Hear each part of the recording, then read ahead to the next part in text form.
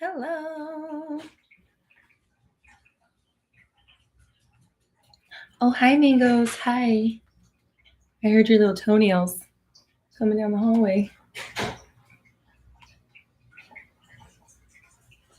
Oh, hi, Mangoes. Oh, and then I hear myself talking about Mango's toenails. Okay. How are we doing? Gabrielle, are you early? I mean, are we ever here? Punctuality is my superpower, you know, so that's why I always start right on time. How's everyone doing? I have a little new light here. I'm trying to, oh, fuck. I'm turning it off. I was just trying to reset and move this, but I'll just leave it, I guess. Okay. Okay, leave. How's everyone doing? Happy Mindset Monday.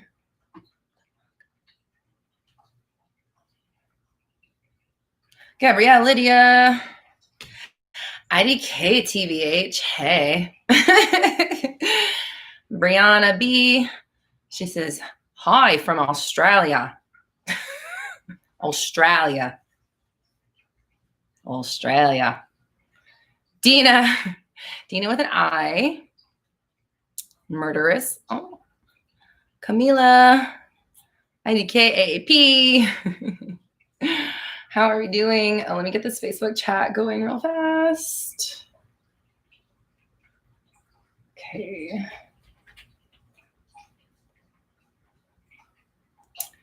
Reem, Paley, Brianna. We got a couple of Briannas here today. Melanie, Jenny, to go. Hello from Germany. I don't have a very good German accent. I can only say a couple.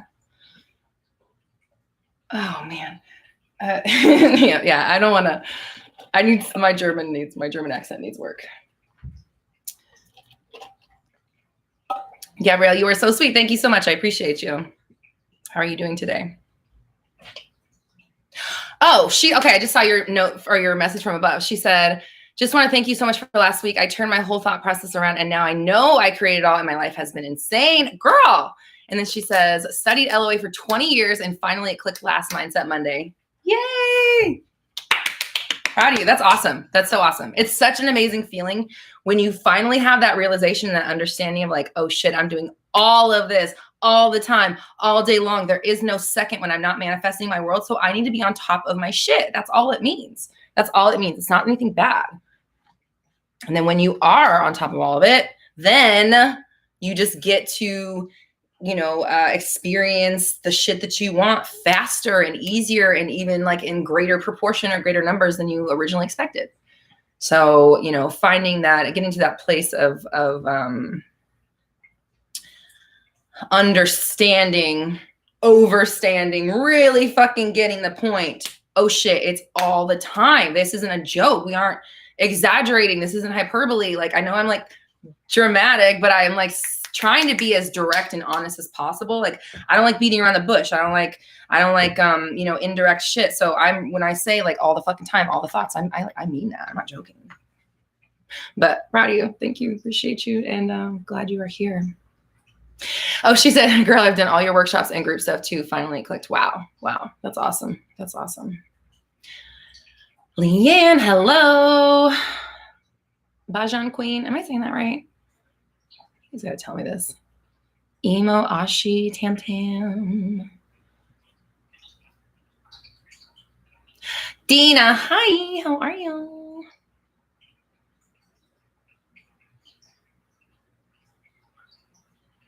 Oh, wait, let me set my little timer. Boopity boop.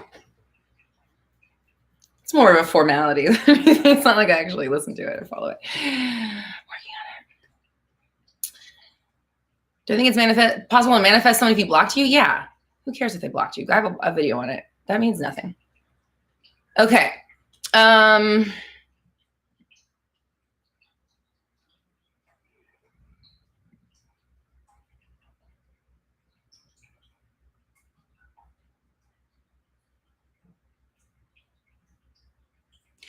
Why?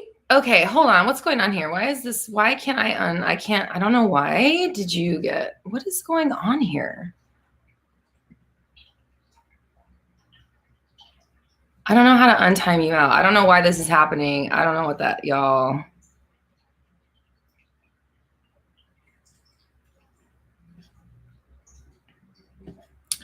What's going on? I don't want to fucking call attention to this. So what is happening here with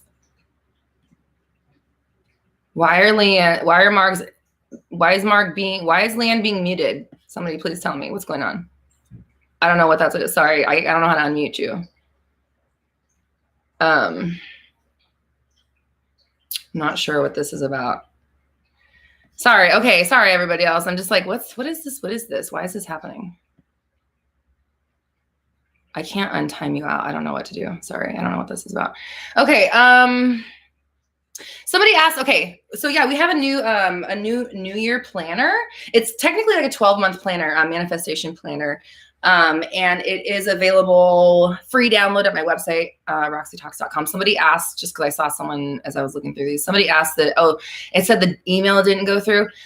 Email my assistant at roxytalksassistant at gmail.com. I don't know what is up with the mail server that I use, but like, I'd say about like 20% of people's, or maybe not even that much, maybe like 10%, but it's enough of a number to be annoying. People's emails don't go through, and we have to like add them manually. And I don't know what the issue is, but it's like my mail server. So if that's happened to you, if you've tried to download something and it didn't go through, just email my assistant, Roxy Talks Assistant at gmail.com. And I don't know what the deal is with that, but just everybody always gets their emails and they open them and they love them and it's great. Okay. Just asking about me already, Camille said, tell us about your natal chart. Don't let me get in the habit of just talking about me this whole time. Because I will. And it'll be fun for me. How's 22? What the fuck year is it? 2021 so far. It's great. Lydia, I love your podcast. Thanks, Lydia. I appreciate you, babe.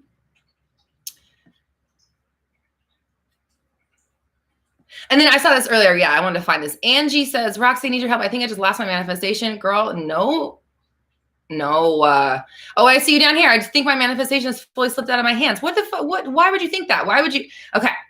You are creating that. So when you say that and you give into those feelings and you're like, oh my God, I feel like this slipped out of my hands. You're creating. You're not reacting. I mean, you are reacting, but more importantly, you're creating in that moment. So why are you saying that shit? And then you have me say it out loud. I said 2 things for you. I reaffirmed it for you out loud. Like, no, we don't, no. Of course you're in control. It's working out in your favor. Always. We have to maintain that story no matter what. You couldn't lose it if you tried. I mean, actually, no, you could, right? It sounds like you're trying really hard to lose it right now. So don't do that anymore. Of course you have it. Of course it's yours. It's happening right now. It always will be. Don't worry about it. Just make sure that you are telling yourself it's working out. Things are working out for me, yada, yada, yada. And you're keeping your mind like on thoughts that would be okay if they manifested. For everybody, if you're doubting or worrying about anything, you need to be thinking thoughts that would be okay if they manifested, like all the time, forever, for the rest of your life. That's the deal. That's the whole shebang bang. Has anybody seen the fucking the 2 TikTok videos by this person? I think his name is called Lubalin. I don't know if I'm saying it right. And it's like he's reading, or he produced 2 songs of like internet drama, and it's just like these 2 like short Facebook or like, you know, DM threads, and he like makes a song produced to it. And it's like I don't want to give anything away, but Helen and fucking Doris, Carolyn, Life is Lucid. You know what I'm talking about. Okay. And I cannot get these songs out of my head. I've been listening to those 2 fucking TikToks for like hours this weekend. And I just want to sing it to you guys right now, but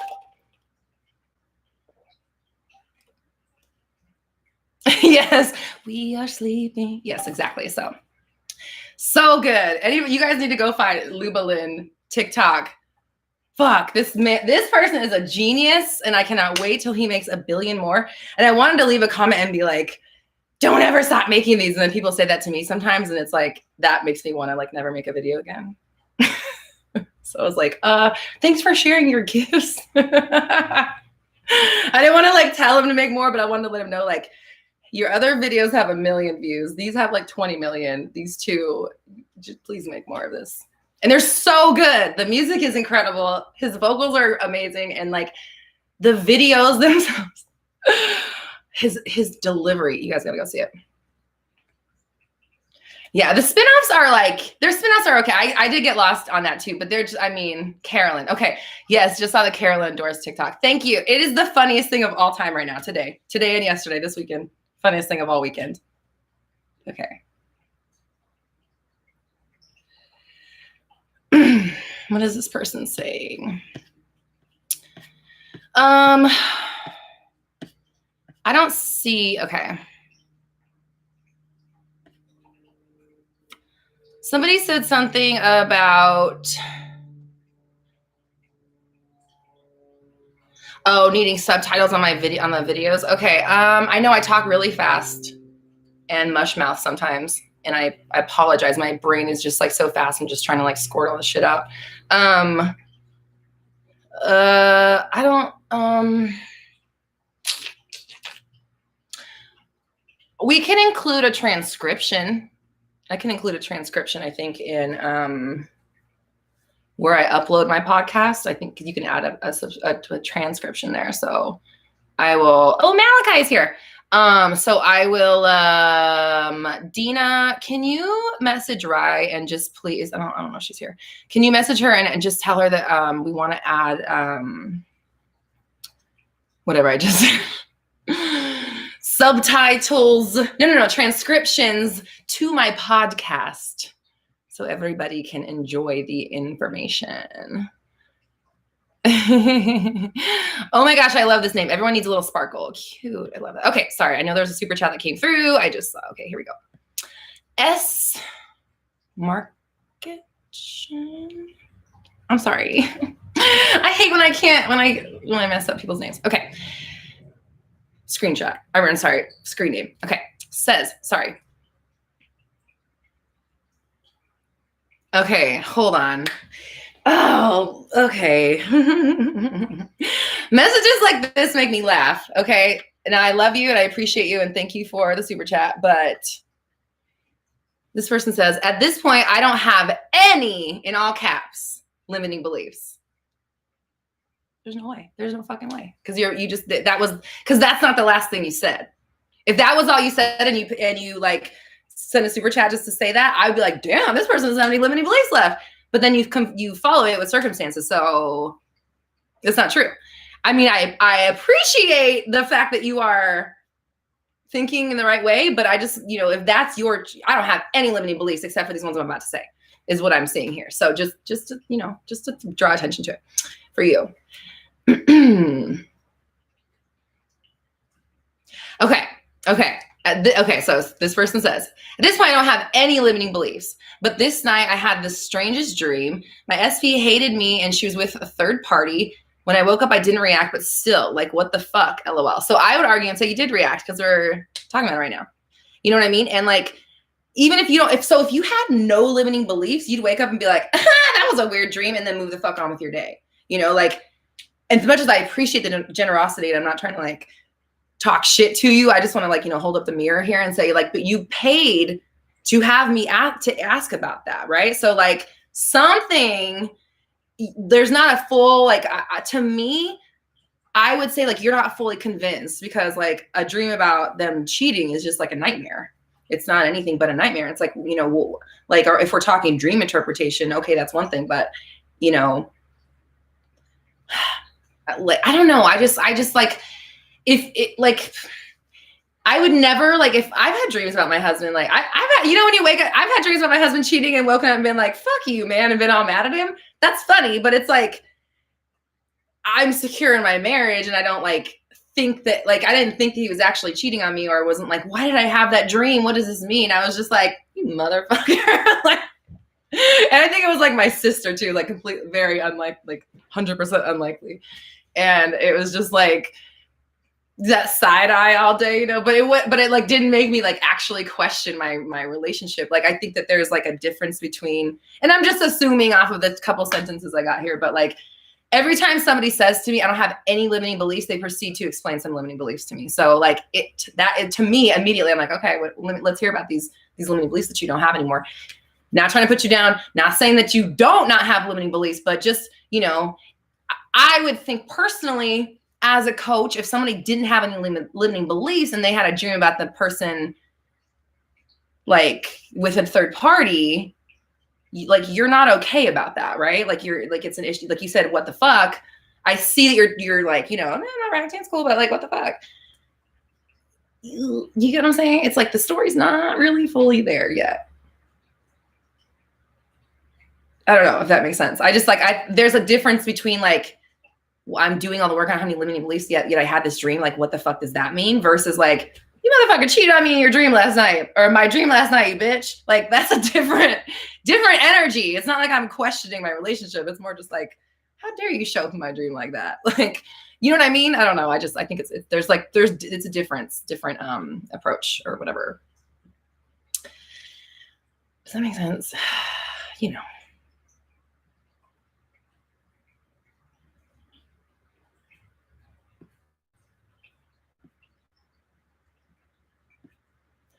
Okay. Veronica says, question, why does your manifestation literally come to you each time you create from a state of not needing it?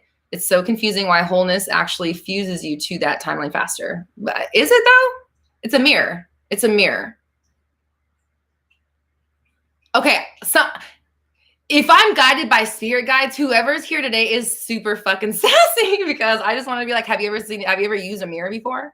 Like, a mirror will only reflect what you put in front of it. So if you put in front of it, I'm good, I don't need shit, it's going to reflect back to you the version of you that is good and doesn't need shit. And what does that mean?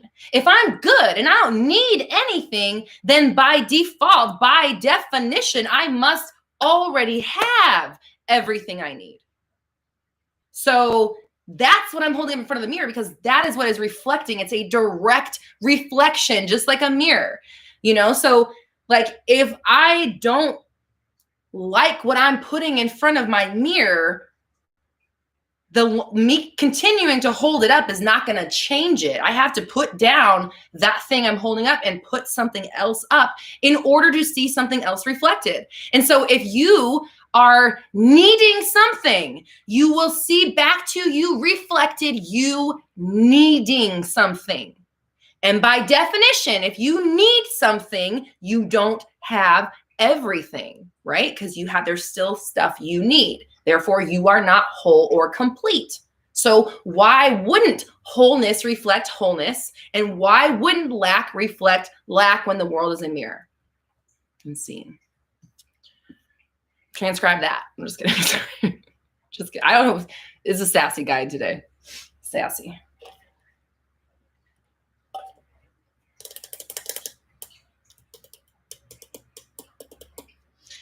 Daisha, what are you talking about?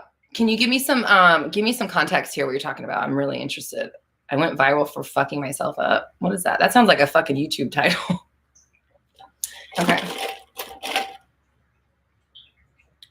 Terrence says, is it possible to be scripting too many things at once, or does it just depend on the individual? No, I don't think so, because now, okay, let me like overall, is it bad? Like, how do I say this?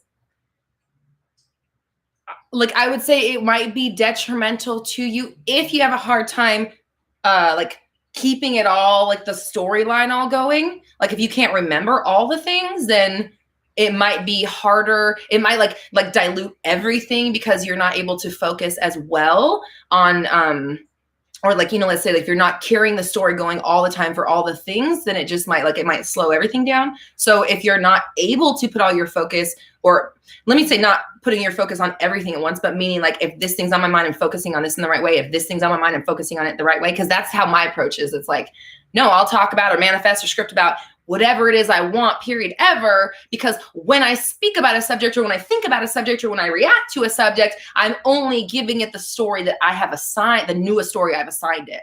So like, to me, there's no subjects off. There's no time off. There's no thoughts off, no days off, nothing off. We're always on top of this, because it's always manifesting. So to me, is there too many that I can do at once? No, because my brain is already all on all those billion subjects already. So that's my answer, is like, no, because you're already thinking about all those things. But the thing is that you need to change the way you think about the things that you're thinking about. So If you're not able to maintain the story on the important things while you're doing, like, while you're trying to change things or bring like specific stuff in, then I would say, yeah, go ahead and focus in. But if it's like the overall story and you're working on changing like your whole shit, then no, it's not too much, because if it's on your mind, it's already being manifested the way you have it now. So change the fucking shit now so it can start to become what you want it to be, instead of just letting your autopilot continue to keep it where it's at. Okay.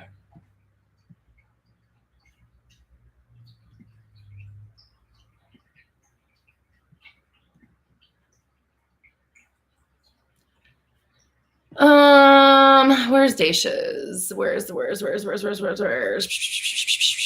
where'd it go? Do you want me reading this, girl? I already said your name a bunch of times. I can like let people forget I'm talking about you and try to come back around to it, or it's too late.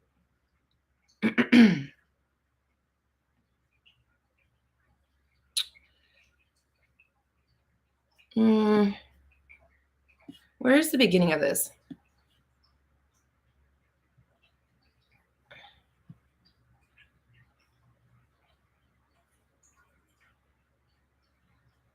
Okay, I'm just like piecing this together because I don't know what you're saying here, girl. You feel like you try. Oh, what? Okay.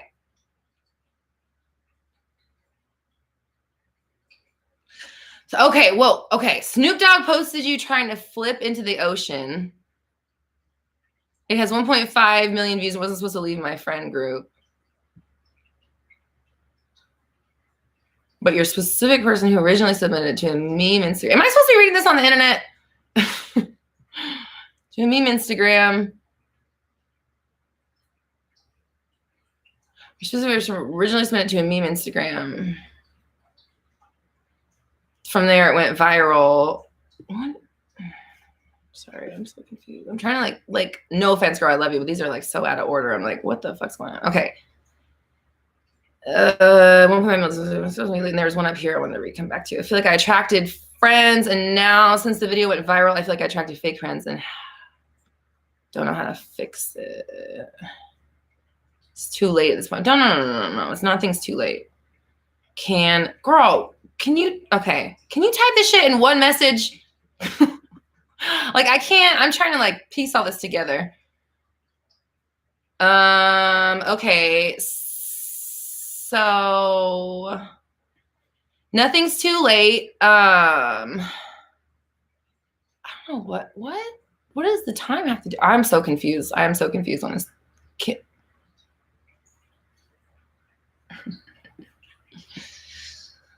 Okay. Sorry. I'm just trying to piece all these pieces. Okay. Here we go. Fake friends caused video to go viral. SPs who submitted it. Now I'm upset because it's going viral on every social media. Okay. So,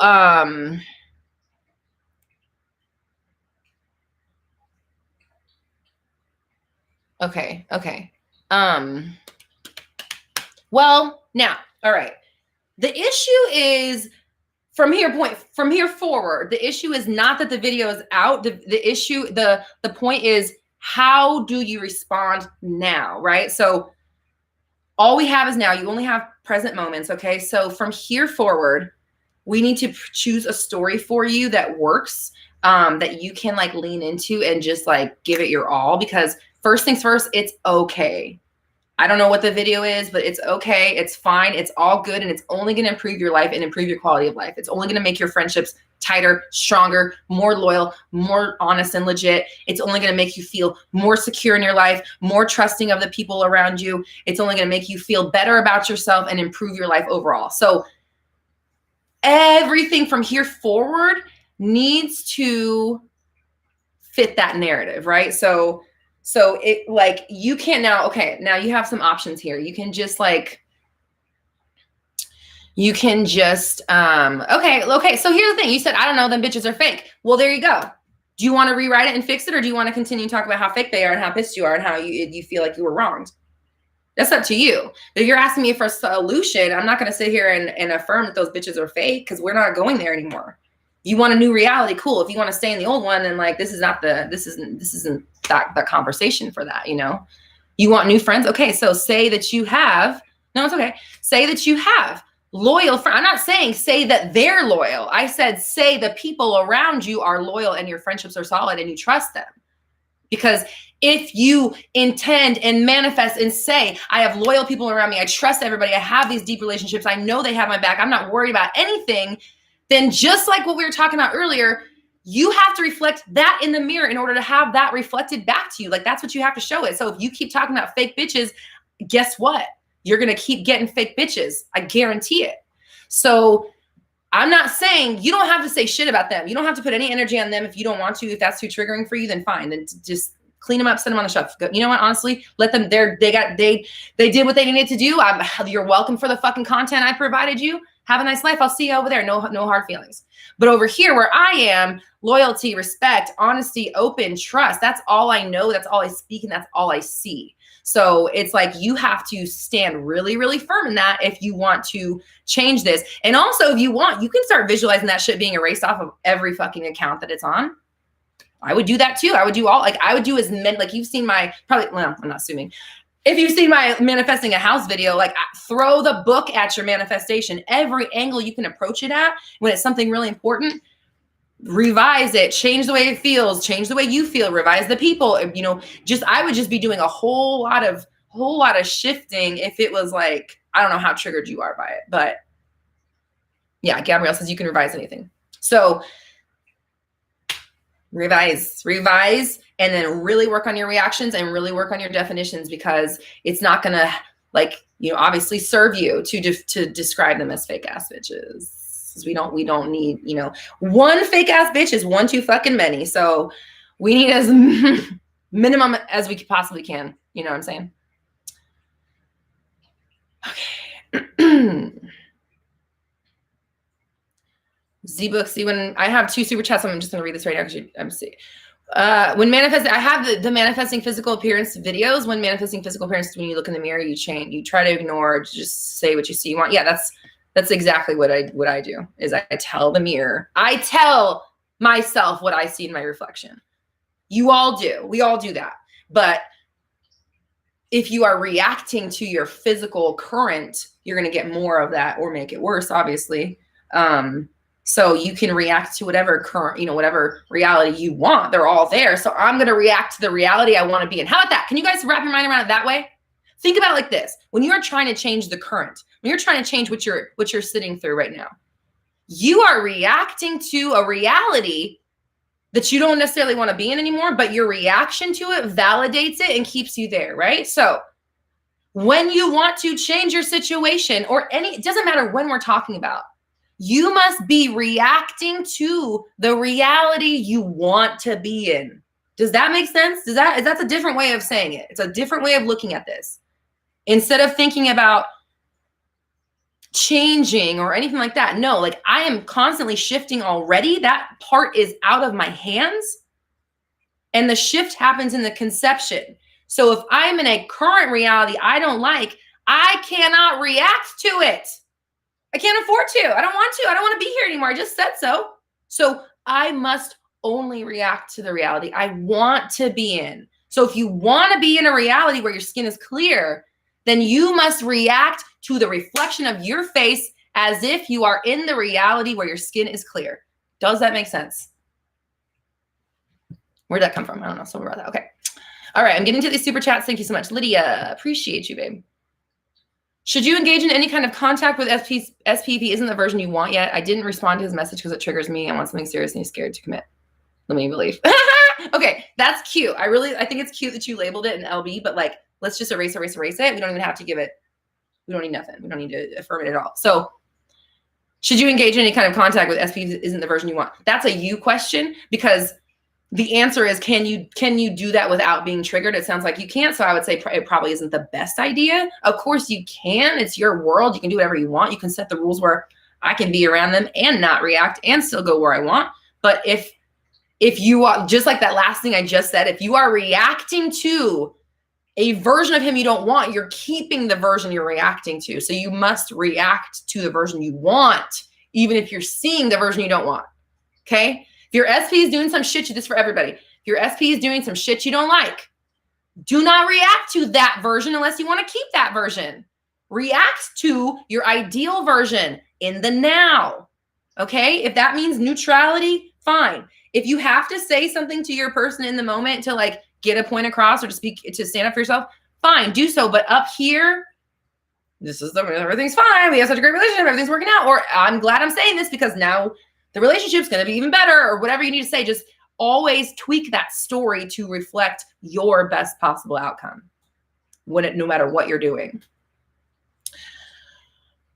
Okay. So I would say if they trigger you, you don't need to contact them. They don't need to be in contact with you. You don't need to talk to them to manifest. You don't need shit to manifest them. Except for obviously the understanding that you can, or actually that's not even true because tons of us manifest relationships without knowing we're doing it every single day. So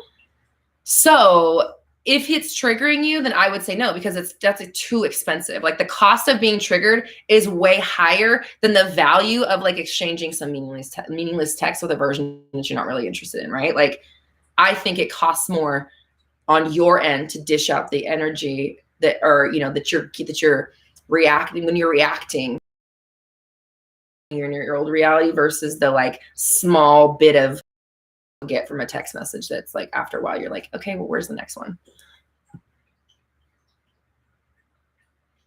Texting is addicting, isn't it?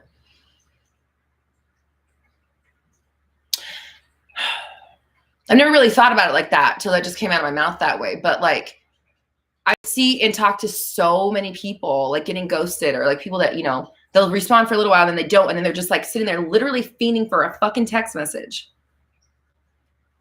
I would look into that. If you're going through that, look at that, because that's not good. That's not healthy. And it's not good for you to have that energy in your life, nor is it good for you to allow somebody else to have that kind of power over you. Okay, Jay Bunny, that's so funny because Jay Bunny, that's funny, just asked a similar question. This is a super chat, thank you as well, that is like Lydia's.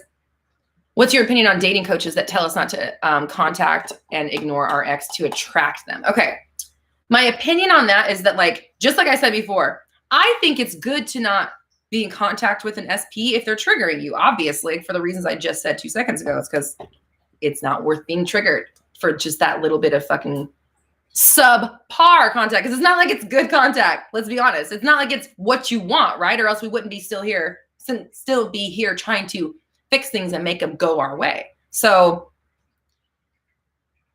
is it worth being triggered to get like some crumbs? Fuck no. Absolutely fucking not. In my opinion, for other people, right? We're not talking about me. I don't know. It's been so long. I can't even I just don't think it's worth it to spiral on negativity about your person when you can't afford to think those thoughts. Like, you're trying to do something here. So my opinion though, is that it's not that I don't think that you ignore them to attract them. I think it's more about like ignoring them or not speaking to them to allow yourself to heal and grow and get through the mental work that you need to do in order to manifest them back. I don't think it's it looks like when you ignore someone, obviously if you ignore someone, they want your attention more in theory, right? Like it looks like that, but I've talked about this in my videos before of like magnets repelling and chase and chase and be chased or whatever. So, I think that just saying, okay, we're going to ignore them to attract them back is just not, it's just too surface level, in my opinion. I don't think that they're necessarily wrong. I don't know anything. I don't know any dating coaches, so I'm not talking about anybody specific, but, I just think as a manifester, there's deeper levels to it. So that's my opinion. It's not that's necessarily wrong. I just think that, I think it comes from the right place. But I just think that there's more explanation to why you would want to do that, is because it helps you not get triggered as much. And you are able to work on your own story and heal yourself because you're not doing as much, trying to deal with them and clean things up. You have time to focus on yourself. And then of course, once you're whole, just like we talked, like the theme of today's talk, once you're whole, the shit comes through a lot easier and faster. Okay, so another super chat come through, just trying to find it. Oh boy. Daisha. Okay, is this yours? Okay. Daisha, you're so sweet. I appreciate you. Okay. Is this, that's the, okay. I just want to make sure I didn't skip anything between there. Thank you. Thank you. Thank you. Okay. She said, on the same subject with the whole story, I still think I want my SP, but that was toxic and I'm getting my head out of this idea. He's a narc. Ooh. That kind of feels like my reality. Okay.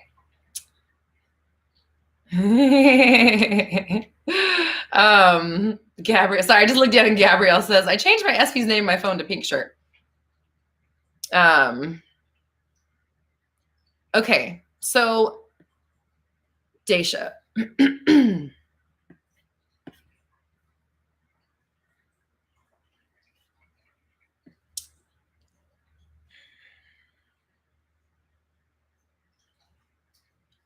So what you're going to have to do is kind of like make peace with or rewrite this idea of them being toxic and kind of like look at the source of that stuff and see where that's kind of stemming from, because, you know, this is your own manifestation. And I'm not saying it's your fault. I'm just saying that like your thoughts leading up to this, you know, put you into this version of reality. So, what the fuck? Okay. So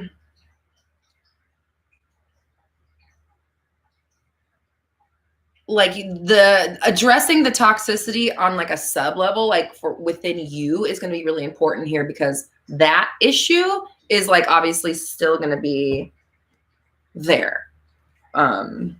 So wherever the mistrust of people or people are abusing you, I'm trying to think of like what this kind of thing could stem from. Being used, not having people obviously that you can trust, not knowing people's motives, people having ulterior motives, people being underhanded, people being secretive, not being able to count on people, people surprising you and doing shit, people betraying you. So that's where I would look and see what kind of patterns you've got going on there that would create or excuse me, you know, allow for a situation like this to happen.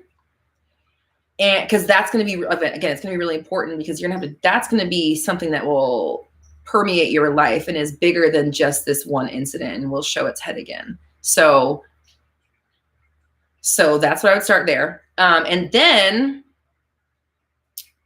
you're going to have to rewrite your specific person, of course, and understand maybe it wasn't toxic. I don't know if like you specifically said, don't release this, and they did, because that's like a different story versus they just thought it was fun. And then I don't know. I would say that just generally, because I don't know all the details, of course, is like generally just rewrite your specific person into a person you want them to be. And then rewriting your current reality, because you said that kind of feels like your reality as well. So, I mean, I'm sure it does feel like your reality. I agree with you, but you don't like, if you're affirming that, you're keeping it in play. So my advice is to, again, change your story now. It may feel like your reality, but so you want it more. Don't give it any more life. Like, you have to stop feeding this beast like right now, or it's going to continue to grow. Think about it. Like, whatever monster you feed is the one you grow. There's the one that grows. That's just right. That's what life is. Whatever plant you water is the one that grows. So only water the plants you want. Only feed the monster that you want to fucking take on a walk. Only feed the one that you are comfortable putting a leash on, you know? So like, yeah, you're going to have to rewrite all that shit, but you need to go like surface. You need to go deep core shit. You need to go surface current reality shit. And then you need SP stuff too. But I would just get out a notebook and just start like dumping out what you want your reality to be right now. And then I would do some journaling of like, you know, where do these toxic feelings come from? Where have I felt this before? What does this remind me of? You know, what is this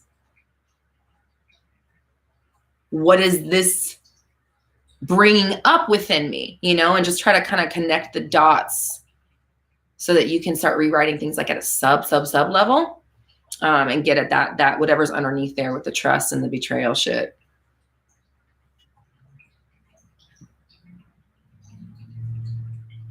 Music scripting says, can you just write affirmations in scripting, or do you have to create an organized and detailed story?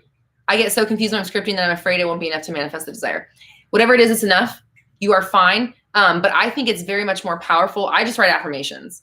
I write affirmations that describe my chosen reality. And sometimes they're specific, but they're like generally specific, you know, like money and luxury and success and what that looks like for me, and what the things I want and how people treat me and how they respond to me and stuff like that.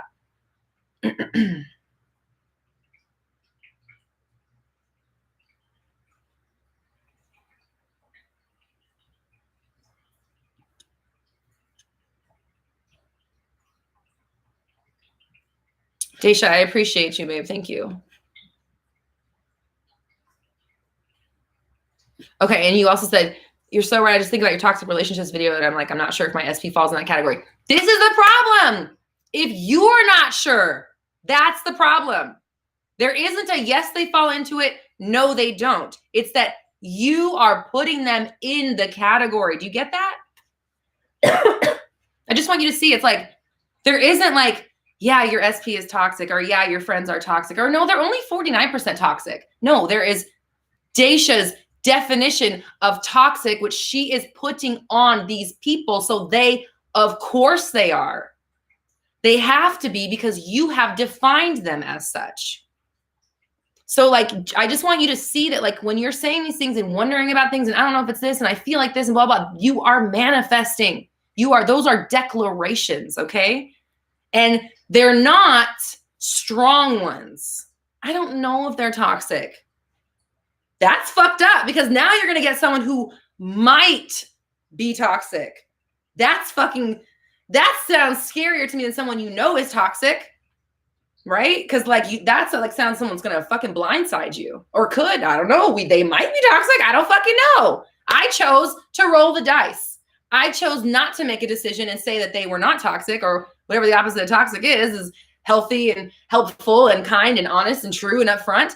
I chose to affirm that they were, I don't know, kind of, so it's like, that's what I'm saying, is like, you are fucking declaring this shit, and you need to be on top of all of it. And I love you, and I appreciate you, and I'm excited for all your emojis are letting me know that we are good. We have an understanding. So next week, come back and let me know how things are going. Okay. You guys are fun. I appreciate you all. Ryan, I do have an SP getting unblocked video. I mean, it's not just for SP, it's just about getting unblocked in general. Just search up like Roxy Talks blocked. I guess that's probably the easiest way to find it. Zamina says, hey, Roxy, what's a tip for believing circumstances don't matter? I know they don't, but it's easier said than done. What's a good way of actually believing it? I'd say it's a reminder. It's reminding yourself. It's a constant reminder. It is, I hope nobody on Facebook chat is typing. I can't see any chats, by the way. I've seen not a single one. Sorry. What the fuck were we just talking about? I got distracted. Oh yeah. Okay. To believing circumstances don't matter. It's a process. I think all beliefs are a process. Like, there are some times that things click and you just get them, but that's not always the case. And for those things that we don't just get right away, it is a process, a convincing and understanding process. So the way to believe circumstances don't matter is to remind yourself, celebrate every time it's proven. I did that. Doesn't matter. I did that. Oh shit, it doesn't matter. I did that too. You're building up your belief system as you go.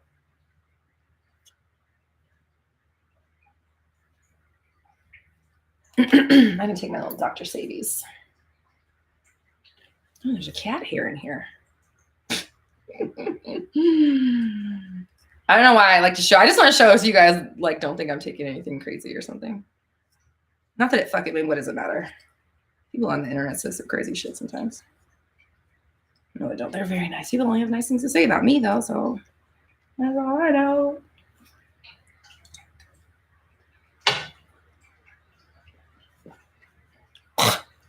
Ugh, it's so nasty. Tastes like a pasture. A pasture. pasture, not a pastor. Pastor. Okay.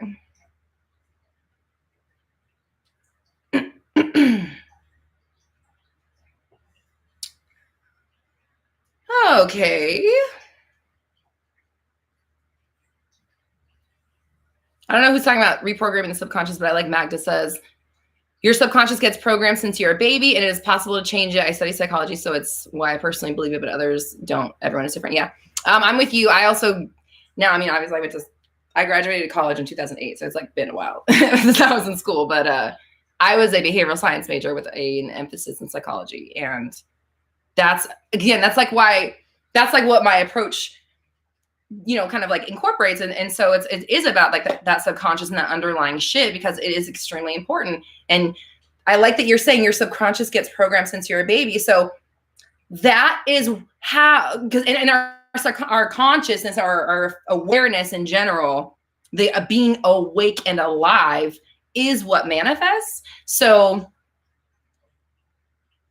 just you saying, it's programmed since you're a baby, you're programming your whole life, right? Because it is possible to change it because we're always programming. I also want to add to that is like that program is what manifests. And that's why we are manifesting as children, because that's how humans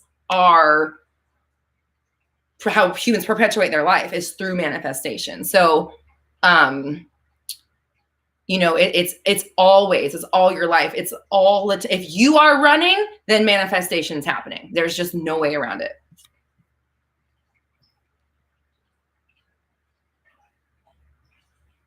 Okay. Z-Booksy says, I've been getting insanely good signs and I feel like I'm about to get my desires, but it's been like that for months. I feel like I'm stuck on this. Should I not react? You got to change your story, because I feel like you are doing like a roses out of diarrhea about your manifestations, and not necessarily about like, well, I don't know if you're doing it in other areas of your life, but it sounds like you're doing this. Yeah, everything's great. Manifestations are on their way, but you're not really like, your reality is like, I'm making the best of the fact that my manifestations haven't shown up, and not like, they're fucking here. They're happening every day. I see it all the time. Of course, I'm living my desired reality now. So what do you mean? Should I not react to it? Well, yeah, I'm not going to react to my old reality. Why would I do that? I only going to react to the reality I want to be in, period. There's no other, what's the other option? So like, I see what I see for you. I see like, I don't know why. I always see like a Tupperware. It's so weird. Like, it's just like like a Tupperware lid once it opens up, but that is like my symbol for like, you need to open up your story and open up what you think is possible for you and what you're saying about yourself, because it's all there already. It's just that, you are like, you got a lid on it, right? You have to open that idea up. You're closing yourself off by saying, I know they've been coming for like months and I know they're going to get here sometime. I just don't know when, because they're not coming. Like, something there is like, you are perpetuating like the last step. You're like living out the last step and the last step and the last step. Like, some people live out the first step over and over. Some people don't even get to the first step. They just keep living out the whatever. You're like perpetuating the last step. And actually, now that I'm saying this out loud, I would be interested in knowing about your life up until now, and wonder if like getting to the 75 to 95% mark with other things in life is a theme that you have experienced more in other areas, because everybody's a fucking mirror. So if that's what's happening in your manifestations, I'm willing to bet that that's somewhere else in your story as well.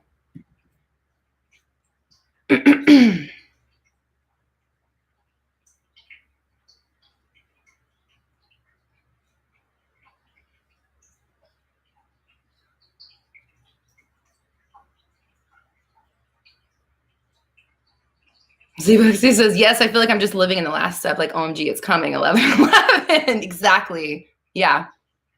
Okay. You said, yes, you're right. Ha ha ha. I feel like nothing in my life is ever 100% done. There you go. There you go. I'm good at this shit, man. I'm just kidding. It's not me. It's just that it's a fucking mirror. So I like, I mean, I guess my person, as a coach and understanding like what that looks like for people. But like, if you tell me like one little thing, I can get a good idea of what's going on in your life just by like one sentence. So you got to change that. So everything in your life, 100%, you're always crossing the finish line, and you're always crossing it first. You're always crossing it ahead of time. You're always crossing it right in time, or whatever you want. I'm always crossing that finish line and getting the fucking trophy and the belt and the prize and the fucking milk shower, whatever. Like, I'm getting it all. So change your story, because we don't need that anymore. We're done with the 99% or whatever, 90%. I'm done. I'm ready for the 112. Thank you.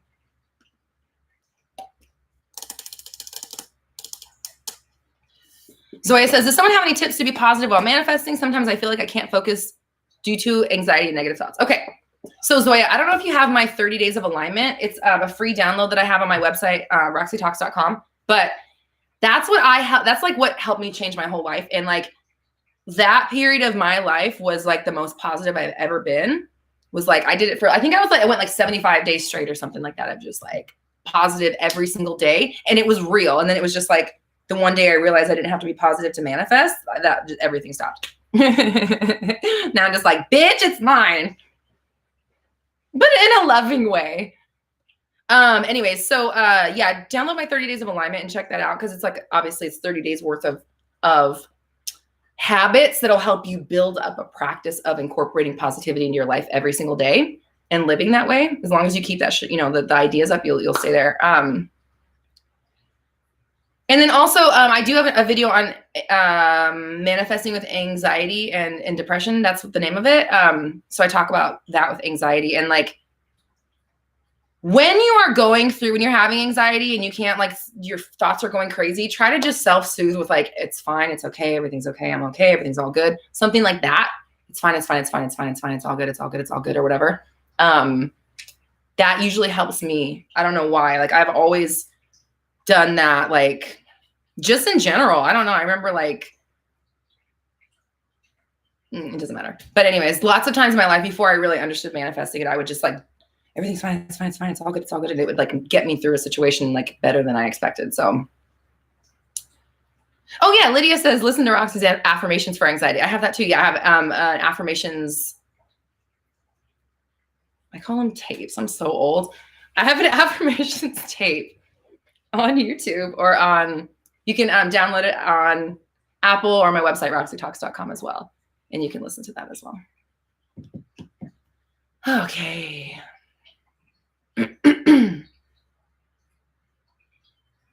Spiritual baddie, I like your name. Okay. Hi, I have a question. Why would I attract my specific person into my life when they don't like me right now, for example, or their personality isn't what I want, instead of getting someone else? So that's like a you question, right? Like, that's like going to be in your history. Like we were talking earlier with Zbooksy, like this stuff that's in the past, or, like that's like your story that's just kind of like coming up. And same with Daisha too. So why would you attract someone that doesn't like you well, or isn't right for you right now? That could be a number of things, but the first thing that comes to my mind is, the first thing I got was my arm's length distance. Like, so I'm really trying to like connect with the images, and like, how psychics will be like, that's my image for blah, blah, blah. That's really like what's happening to me. So I get like these really fast like images. And this one to me is like, it means arm's length distance. It means you're separating yourself. You're putting up a wall. You're putting space between you and anything that might hurt you. And that can come from, obviously, tragedy and loss. It can come from, having things taken away from you as a kid, having good things not lasting. What else? Let me see. What is the question? Why would they not like you or not be right for you? That could also come from like not getting what you want, or things not working out to your favor. That could be something like, don't like me right now. That could be something about like missing opportunities, or not being at the right time, the right place, or missing out on something.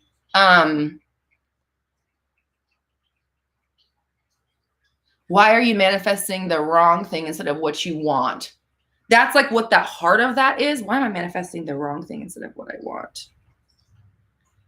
To me, that sounds like somebody who has not had things maybe go their way in life. that often, right? Like, I don't know. I'm just kind of guessing because I don't know, but that's the kind of stuff where that would lead my mind to go of like, what might be causing this or what might be underneath that stuff. And of course, anytime you affirm, oh yeah, they don't even like me. Every time how come they don't like me? I don't understand. Well, I'm manifesting it, they don't like me, or I don't get it, they're just not right for me. You're also like perpetuating the story every time you react to it and define yourself that. So there's like the under stuff, and then there's like the current stuff. Or you could call it the subconscious and the conscious, right? Okay, K-Love, thank you so much for the super chat. Says, hey Roxy, I've been looking into visualizing my desires, but it does have to be a full movie in my head, or can I visualize an image? Yeah, it like, think about daydreaming normal. Like when you have a normal daydream, that is visualization. It's the same thing. So I try to personally, like when I was really trying to develop my process, I was doing that, the SATs and the Neville stuff, and getting the state of, like I said, the SATs, state of sleep, and like the meditation, trying to manifest through meditation. And I wouldn't say that it like didn't work, but it's not what it was, right? Like that's what I discovered was like, okay, that stuff is great and it helps. But your constant mental chatter, that's what's manifesting. So like, if you don't get a hold of that, it doesn't matter what fucking things you visualize here and there, because your thoughts are outweighing that image. The 2 seconds you spent thinking about that image gets overrun by the 23 hours and 59 minutes and 58 seconds that you spent thinking about shit that you actually don't want. So yeah, you can definitely visualize an image. I think that my most powerful visualizations are the ones that's like a flash in my mind real quick and I don't think about it again and they just happen. Like, so I think there's power in that. Like if that's the way that things happen naturally, then like trying to master that, I would say is a smart idea, of picking an image, setting up the thing. That's fucking cool. And then sending it off and then going about your day, letting something distract you so you're not thinking about it all the time. And then if it comes back up, just knowing, yeah, that's happening. And then you can go there in your mind. If it feels good, have the image again, but don't sit there and dwell on it and try to make it happen. Just understand that that's part of your world. And if it's like you're remembering forward, the way that we like visualize the future and like think of a memory or visualize the past is the same thing. And it's also manifestation, right? You're still manifesting in those moments, whether you're thinking of your past or your future or a present, a different present, a current present. It's all manifestation. It's all happening now. And it's the same process because you only have the now, right? So if you're thinking of something forward, I call it like making a forward memory. You're making a future memory by visualizing something you want to do. But like when you visualize something in your past, whether it's real or revised or perceived real or a revised memory, it's the same thing. You're manifesting a reality where that's in your past. It's fucking weird. Time is weird.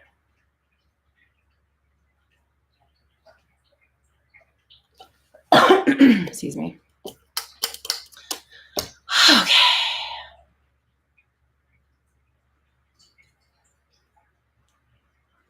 Oh, DeBoss says, I had a random thought of an ornament I wanted manifested in like a day. It was wild. Yeah, exactly. It's like just those quick, like fleeting thoughts, they manifest so fast. So like my opinion is, okay, so can I put that onto like millions of dollars or whatever? Of course I can. What else we got? What are we talking about now?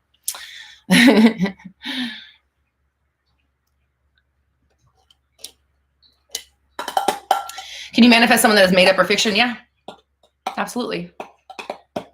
Because, hey, baby, could you please pop a decaf or nothing?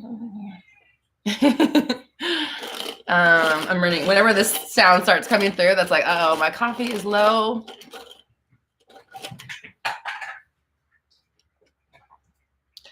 Soft edits. How would you manifest a celebrity? Check out my Manifesting a Stranger video. Same thing. Sanam, how are you? Thank you so much for your super chat. Says, why is being blocked a circumstance that is so hard to get past? Even if we know circumstances don't matter, this is hard to internalize fully. Listen, it's not. It's you. That's a you thing. Because It's not universal because I don't see it. Like to me, it's not something that's hard to get past. So that can't be overall true because I'm telling you right now, it's not true for me. So that means it's not true for everybody. It can't be because it's not true for me. So there's no way it's true for everybody. I'm a buddy. And it's not true for me. So I see being blocked as just evidence of like where my shit's at. And it doesn't mean anything. It doesn't mean fucking anything. Like literally show me being blocked right now. Show it to me in my face with my eyeballs. Show me it. Show me what it looks like. Show it to me. Show me block. Show me block right now. Show me. It's not real. It's not real. It's a fucking concept. It's what a block is just a way that I could say, fuck you. That's all it is. It's this. That's a block. And so like, if okay, you got 10 other fingers. We'll say you got 8 more that I'll prove. Okay, I have still have all these other fingers, so I'm good to go. It's not an issue. It's not the problem. So we just want to make sure that like, you know, a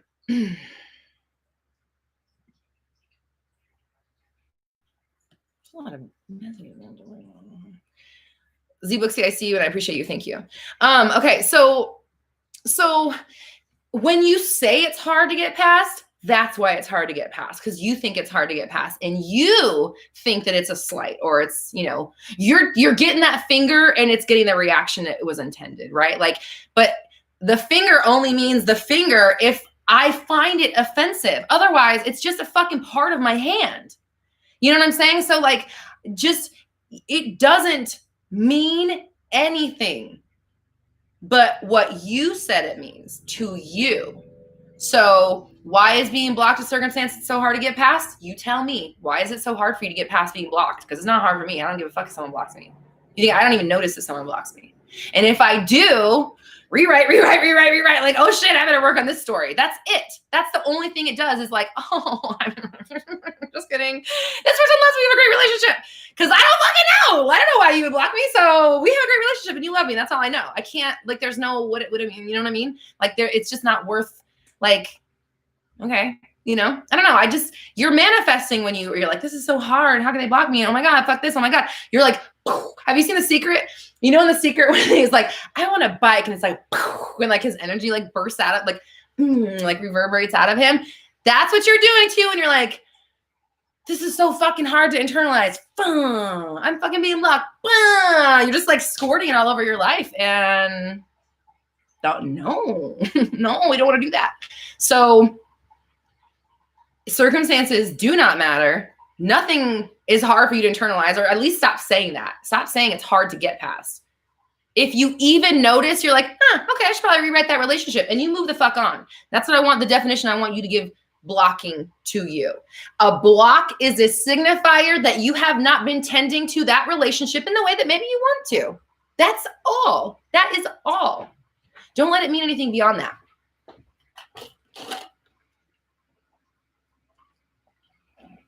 There was more than I thought. Oh, well, you're dripping.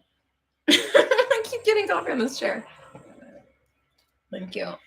Babe, can you please bring me a napkin too? Sorry, thank you. Okay.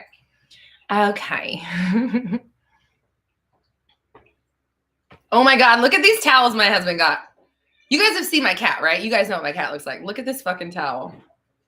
This is a fucking kitchen towel. And there's little snaps around the feet so you can put it on your oven handle. This is what he gave me to clean up the little bit of coffee I just spilled on my chair. Whoopsie. Okay. Crammy, did you see your towel? She said, she thinks it's rude. She's like, I don't look like that. It looks just like you. It does.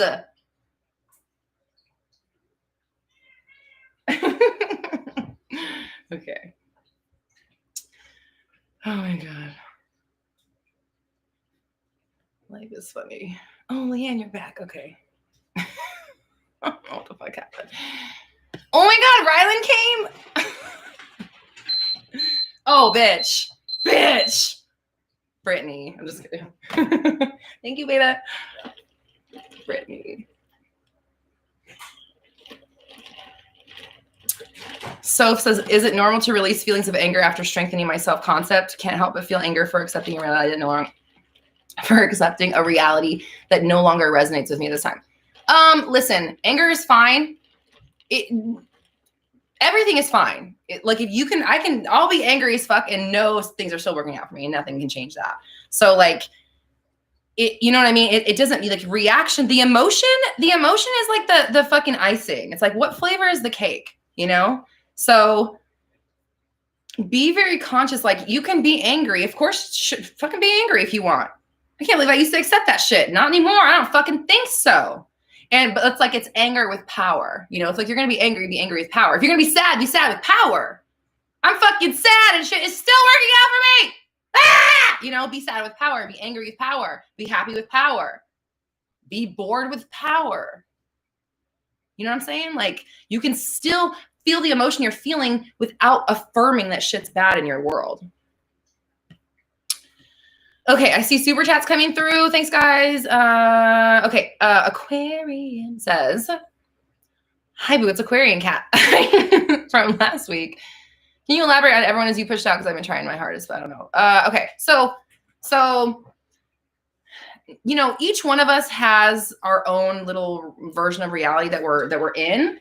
And while we are intersecting with people, we're also intersecting with people whose realities are shifting. And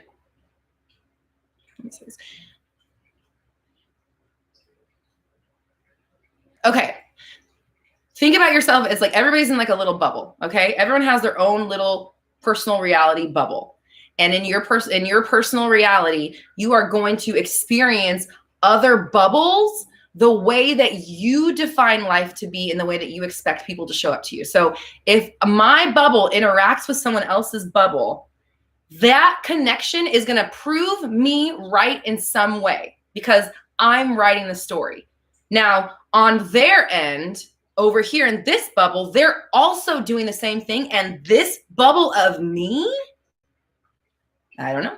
I don't know who they are. I don't know which, I don't know how, I don't know if they're, I don't know. That part gets weird. So let's talk about everyone as you pushed out from the personal perspective. Because the interacting part, like I would assume it's different versions of me, but I don't know who's driving those ships. And I don't know if someone is, and if it's only in that part gets weird to me. The interacting thing.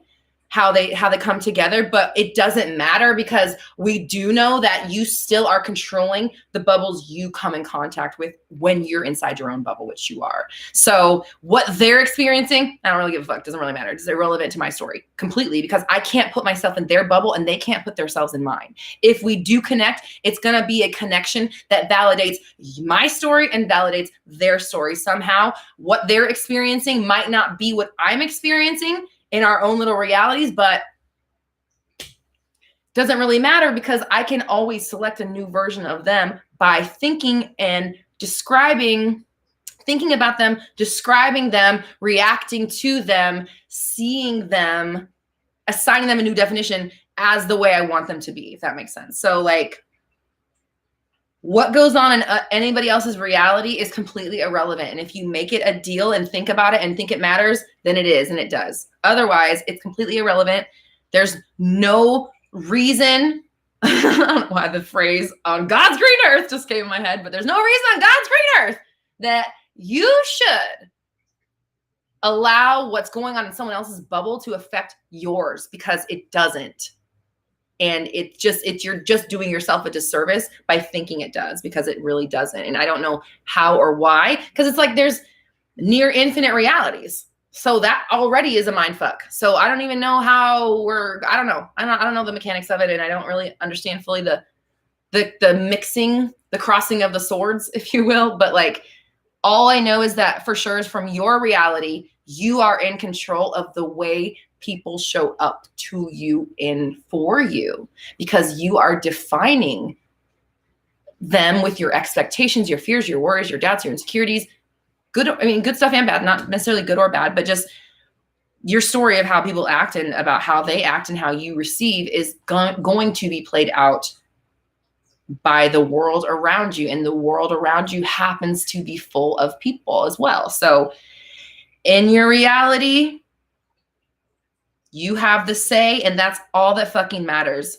If you want to worry about other people's reality, do it when you're done with this life, because it's just not worth it. Like if you want to see someone having a better reality, or if you want to see someone thinking of you in a different way, then decide that they do, and decide that they have that already. But that's as far as you need to take it. You can see them having the reality you want them to have in your world, even if that reality is being with you or whatever, or, having prosperity or love or abundance or whatever. You see them as that, and that's what they are in your world. And that's really all that matters. They're doing whatever the fuck they're doing in their world, just like we are each in our own.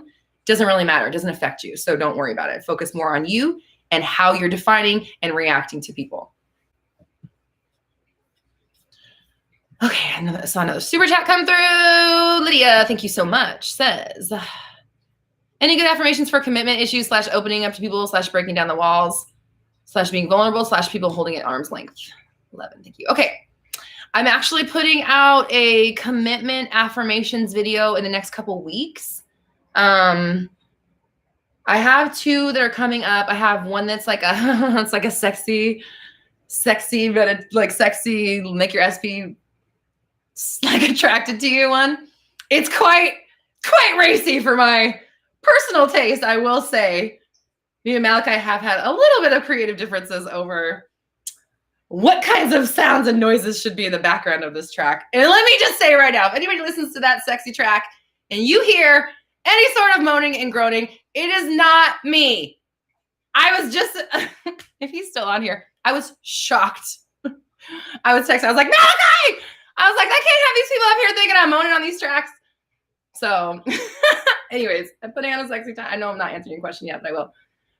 Putting on a sexy time affirmations track. And then I also have a commitment affirmations track. So I have 2 of them coming up, but since I'm not really putting out like a bunch of videos a week, I think I'm gonna spread them out. So I'll probably I might do the sexy time one this week, and then maybe like the commitment one next week, or if I don't do, it's either gonna come out next week or the following week. But commitment affirmations.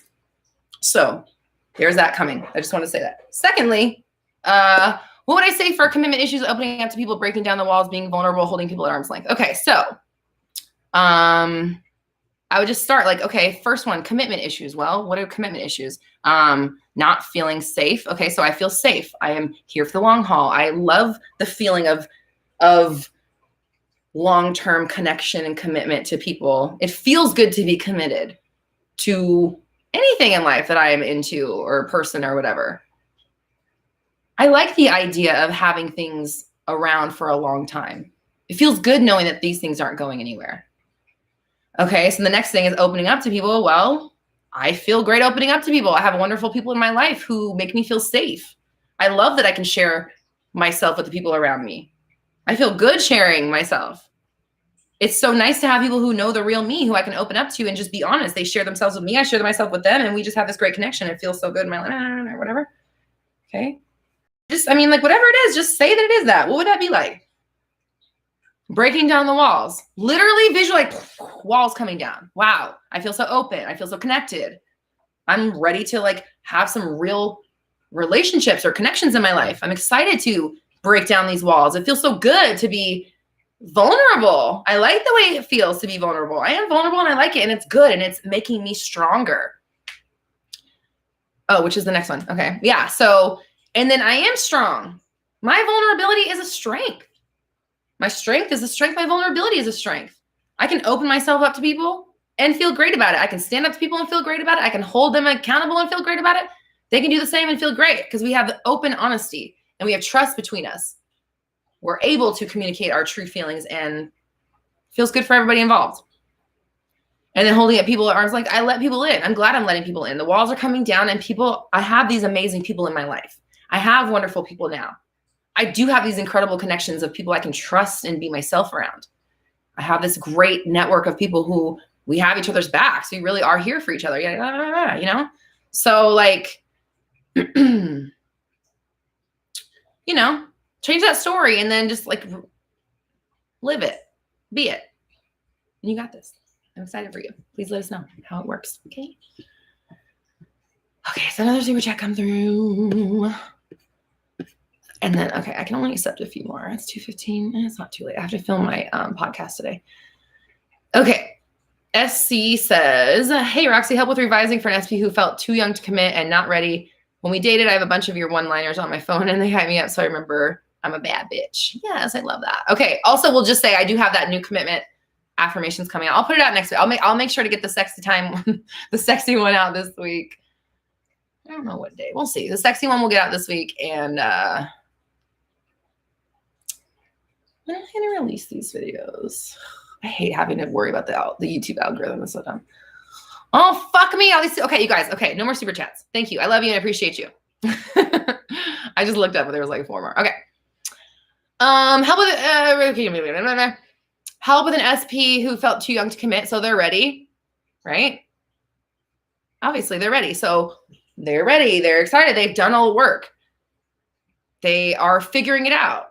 And you said when we dated. So it sounds like this person has been away from you or, was too young to commit. So why let's not say that they are anymore. Obviously they're not anymore. They've grown. Time has gone by. They have done what they needed to do to be the partner that you needed them to be. Great. Thanks, person. I appreciate you. So they are ready. They are committed. They're ready to be with you. They're ready for this relationship. It's exactly what they want. It's exactly what you want. You guys fulfill each other. You feel fulfilled. You're totally satisfied. Here for the long haul. We have a partner that we love, that we trust, that we are so excited to spend our future with. Just, all that shit. Go on a tangent about what longevity is. Use a thesaurus. Make those into affirmations. And thank you so much. Okay, Jazz, I see your super chat. Thank you so much. But it says the message was retracted. So now, there you go. Okay. Oh my God. There's so many. Okay. Jazz says, how do I really get the third party out of my head? Also, I see little changes with my SP. Then I start to think about the third party and get jealous. Okay, so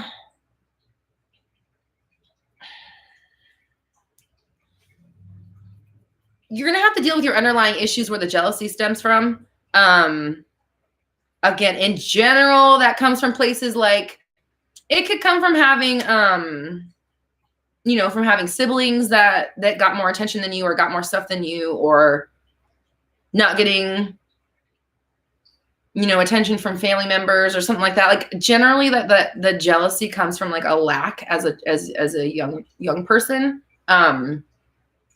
seeing other people have what you don't have. So that underlying belief and issue is definitely going to need to be addressed because, it's a pain in the ass and it gets in your way. So we don't want to be manifesting more situations that will equate to more jealousy. And that's what's happening when you are jealous. You're choosing more jealous. You're choosing more opportunities to apply that jealousy. So because basically you're jealous, you're affirming your jealousy. And when you affirm something, you get more of it. And if you're getting more jealousy, that means that you're getting more things to make you feel jealous about. So how do I get rid of the third party in your head? Erase, change the story. Change your underlying issue. I can get the things I want. Other people can have their things and I can get my things. That person, if they're even in my reality to begin with, is because I allowed them to be, but they're not there anymore. This is my person. The third party isn't for them. The third party is for me.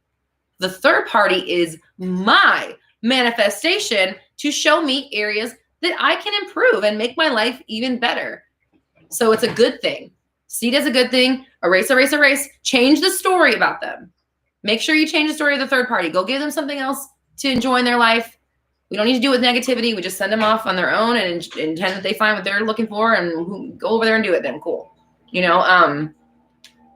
Send them away. Kindness. Rewrite the story about your person. Rewrite the story about you, most importantly, though, because if you think that other people get what you want, they will continue, and that will happen in other areas of your life. So you always get what you want. You always get the prize. You're always the first person chosen. You're always the person chosen. And then you're saying you see little changes in your SP and you start to think about the third party. Well, that's the issue. You keep thinking of the third party. You're keeping them in play. You keep manifesting them. So you see little changes in your SP. Do not affirm that. You're seeing a little change, or so you think, and then you're making it a big change. So when you see a little change, no, you didn't. What you just saw was your person being exactly the way that you want them to be. And that's the only story that you need to be telling. And you have to be constantly wiping this shit out of your mind. If you have a third party pop up, erase, erase, erase. If they pop back up, erase, erase, erase, or send them off with an affirmation. You have to do that every single solitary time they come up in your mind, no matter what. You can't, like, if you let them dwell, if you let there be like back-to-back third party thoughts, you're behind. You have to be countering every single one. Sweetie, thank you so much. Says, thank you, Roxy. Your videos have helped so much and keep me motivated. Appreciate you. Thank you. Okay, Gabrielle is another super chat. Okay, these are my last two super chats. Please don't send any more in. Okay. Gabrielle says, Roxy, can you chat about manifesting some money? The SP is easy. So is the money, girl. Why on earth would you think that an SP is easy, but money is not? And I don't mean like, I'm saying as an expert manifestor, why would we think that? You don't have to choose that, right? So money is easy. Money is energy. The feeling of money is a feeling of freedom, ease. It's not stress. It's knowing shit's coming. It's not looking at dollars going in and dollars coming out. It's looking at thousands of dollars coming in every single day, like changing the way it looks on paper or on your screen. It is not reacting to paying for things in a lackful way. When you have to pay for something, good, I'll fucking get it. I got enough money. I'll pay for everybody, because you want to act like money's not an issue in order to live that life, right? Like people who money is, think about being, okay, if you, remember I said this earlier, react to the reality you want to be in, not the one you're in. So if you are wanting to be in a reality where money is abundant, then you must react like abundant Gabrielle would react to paying for something. I don't fucking care. Pay for it. What are you telling me for? Just go pay for it. You know, like it's a different energy. It's like, it's inevitable. And then Amanda, I've been listening to Amanda Francis a lot lately. She says like, she's like, I can't even fathom having lower than a blah, blah, blah. I can't even fathom it. It's just not even possible. We never go below this amount. And also I will say, I've been experimenting with like the negative oriented affirmations. You know, they say like, don't say not and don't say never. And it's like, well, says who? Because we say this shit all the time and shit's just constantly manifesting. And so if my energy is, I don't go below $1,000 a day, period, ever. I can't even imagine it. It's the same energy as $1,000 a day, every single day. It's the same thing. I don't fucking can't even imagine. It's never even fucking happen. I don't even know what that would be like. It'd be weird. I'd be like, oh, interesting. Okay, cool. And moving on, because tomorrow's gonna be 3,000. Then cool, great. You know, like you have to change the way you react to money on a fundamental basis every time you react to money. It's just like an SP. It's the same fucking thing. So don't say the SP is easy and intend that and by default say money is hard. No. Money is easy. Money is easy. It's the same thing as an SP. Treat it that way. If you wouldn't talk about how your SP is, can we talk about SP? Money is easily, but SP is hard. Like, why? We're not saying that. So I'm not saying the same thing about money either. So money is easy. It's all the time. It's always here. We never have to worry about it. It's constantly around us. Cool. We're good to go. Knowing that you have it, knowing that whatever it is that you want to pay for, yeah, I'll get that thing. Cool. Great. Sounds good. What else? Moving on. Distraction. New subject.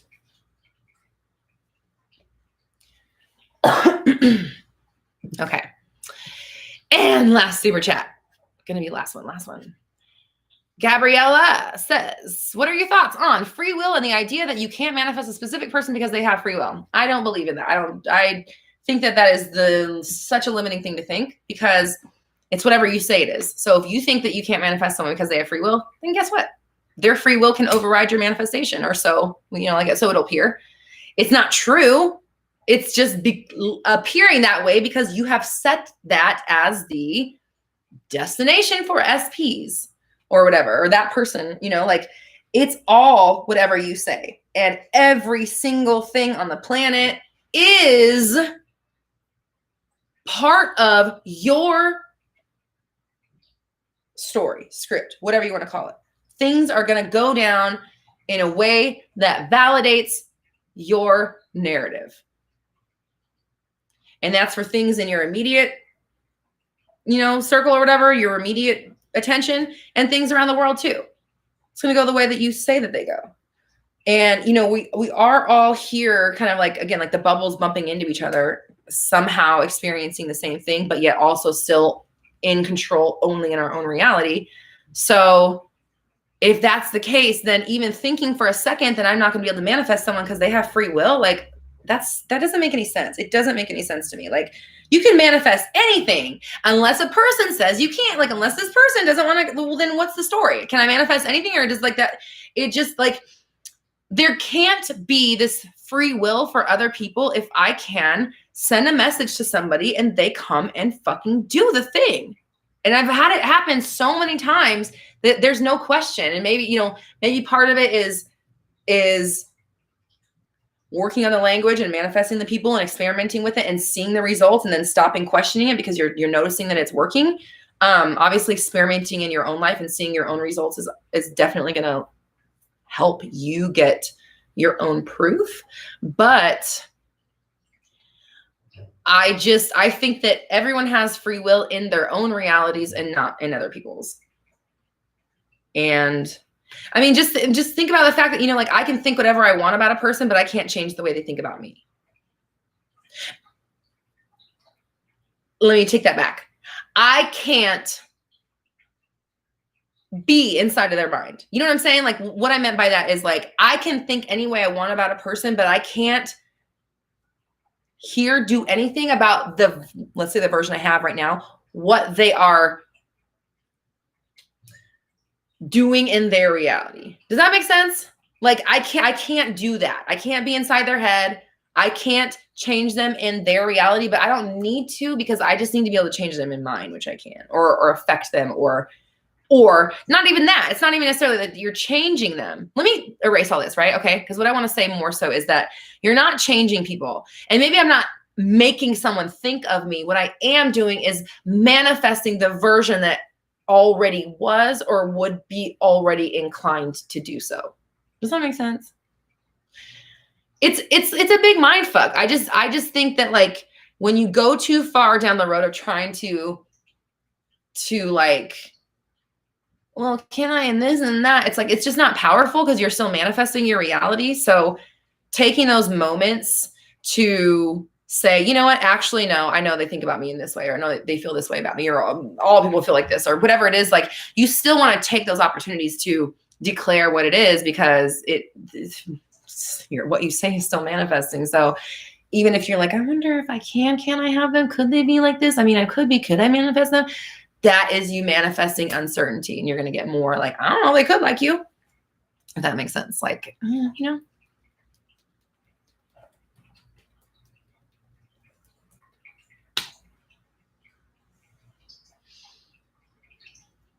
And the only reason I said that is because I already kind of spoke on it, and I just didn't want to say the shit that I said earlier today on the same live, so I was just trying to expand on it. I hope that makes sense.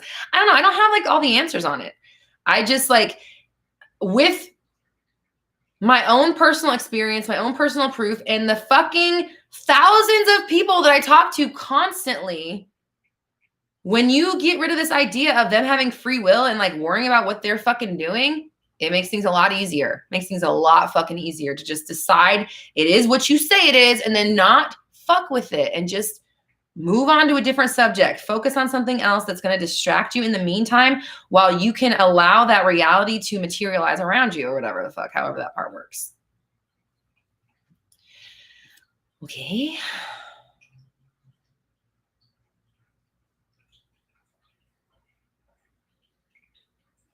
Okay. That's my last manifestation question I'm going to answer today.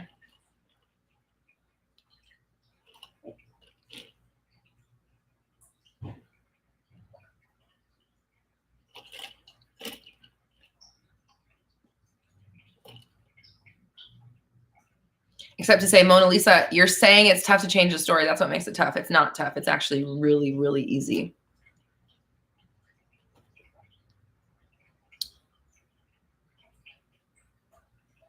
Kay says, hi, I just joined. What light are you sharing today? I just shared so many lights. And now I'm done answering manifestation questions. If I stay on, I'll answer other things, but I just get burnt out on the same, it's the same thing over and over and over and over again. And I love you guys and I'm here for you. And that's why, I still come and do this, but after a while I'm just like spent on it, so I'll talk about stuff that's like, exciting for me too. I gave 2 hours. I don't need to be fucking, okay, an hour and a half. I don't need to feel bad about it. Okay. Anyways. Kay, do you have a dinosaur? I think you have is that a dinosaur? I don't have my glasses on. Am I still letting people sign up for one-on-one coaching? Yes, absolutely. Definitely. You can do coaching. Still have one-on-one coaching. We have a new here, Rylan. I'm going to pin this right now. Rylan just put the link for our new live workshop that's happening on January 9th. You can sign up at my website, roxytalks.com. Yeah, I have all that stuff. I just like, it's like, cause I do coach and I do make the videos and I do the podcast and I do I'm constantly talking about manifesting all the time. So when I come on Mindset Monday and you guys ask me questions that like have nothing to do with manifesting and it's like funny and fun, like that for me makes me feel like that is fulfilling to me because I'm getting something out of it. Like, I know it sounds selfish. I don't mean it in a selfish way. It's just like, I'm pouring when I'm answering these manifestation questions. So when you guys ask me questions that like make me laugh or I talk about myself or something like that, it's giving me like, I'm filling back up. That's what I was going to say. So yeah, the manifestation cup is empty, just so y'all know.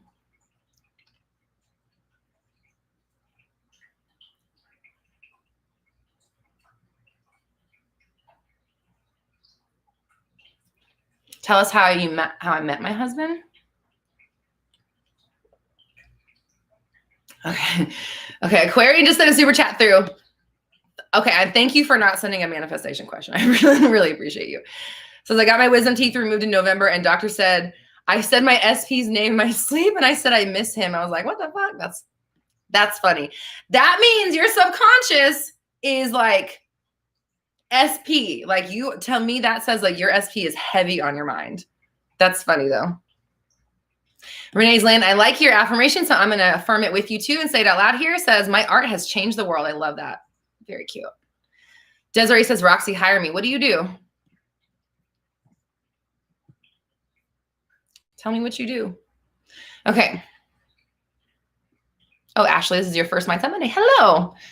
Hopefully you didn't miss all the manifestation questions because what kind of music do I like? Thank you, Soul of Salwa. Thank you for asking. I appreciate that. I had a feeling I'd be talking about music today. What do I like? I like basically I like I like R&B and hip hop and oldies. I love music from the 60s. I love classic rock. I grew up on classic rock. I love some pop. I definitely have like a lot of pop that I love. And I love like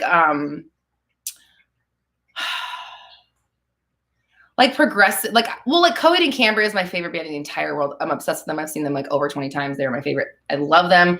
I don't listen to a ton of like harder metal or stuff like that anymore. I used to listen to like punk and like some metal back in the day, but mostly like I listen right now. I listen to the same shit every day. I listen to Chloe and Halle, Beyonce, Megan, my daughter Mulatto, Weekend. Yeah, I love Coheed. Coheed is my favies. I love 90s, 90s R&B, 90s pop, and 90s grunge. Definitely, because that was like my area. That's when I grew up. But I was also like, even when I was a kid, I used to listen to K-Earth 101, which is like, it was an oldie station when I was a kid. And then when I moved back to California, I turned it on. I was like, oh shit, I can listen to K-Earth 101. They played Nirvana. I was like, I was alive when this song came out. This is not oldies, but I guess it's now just like older music. But do I like Katy Perry? I don't dislike Katy Perry. I have, I definitely listened to her back in the day. I love Chloe and Halle. I listen to those bitches I fucking love those bitches. They're so talented. They're so precious. Yeah, they're so cute. I love them. Oh, Normani. I love Normani too. Oh my God. When I saw her in WAP, I like straight up screamed. I was like, Normani! I was so excited. And she had the best fucking outfit in the whole video. Anyways. Favorite food, French fries. Hands down. Do I love Ariana Grande? I don't, how do I want to answer this question? Like, definitely she's a very talented singer for sure. I don't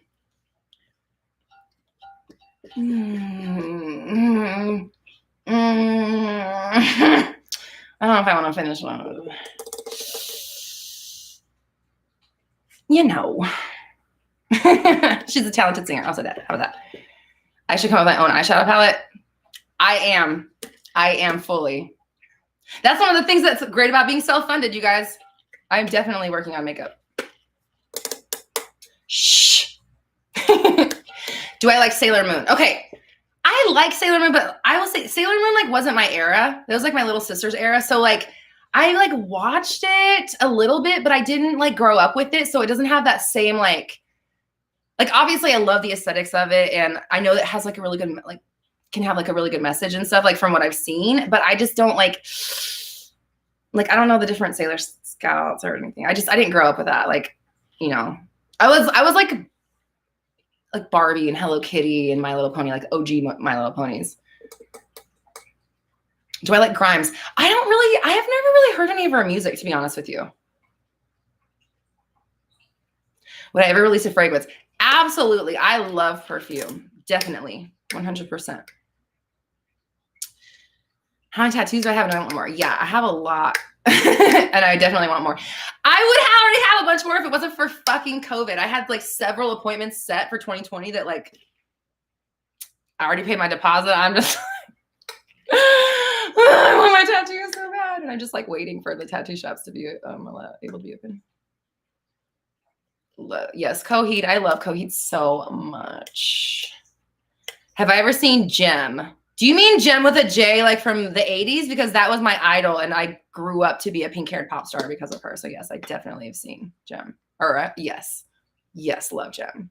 Do you want me to sing the fucking song right now? Because Jem is excitement. Yes, I live in LA. What about SZA? I think SZA is like fucking stunningly gorgeous. But to be honest with you, I don't really know much of her music either. This is why. Okay, so I listen to music on YouTube. Like, that's pretty much. I have my record players in here.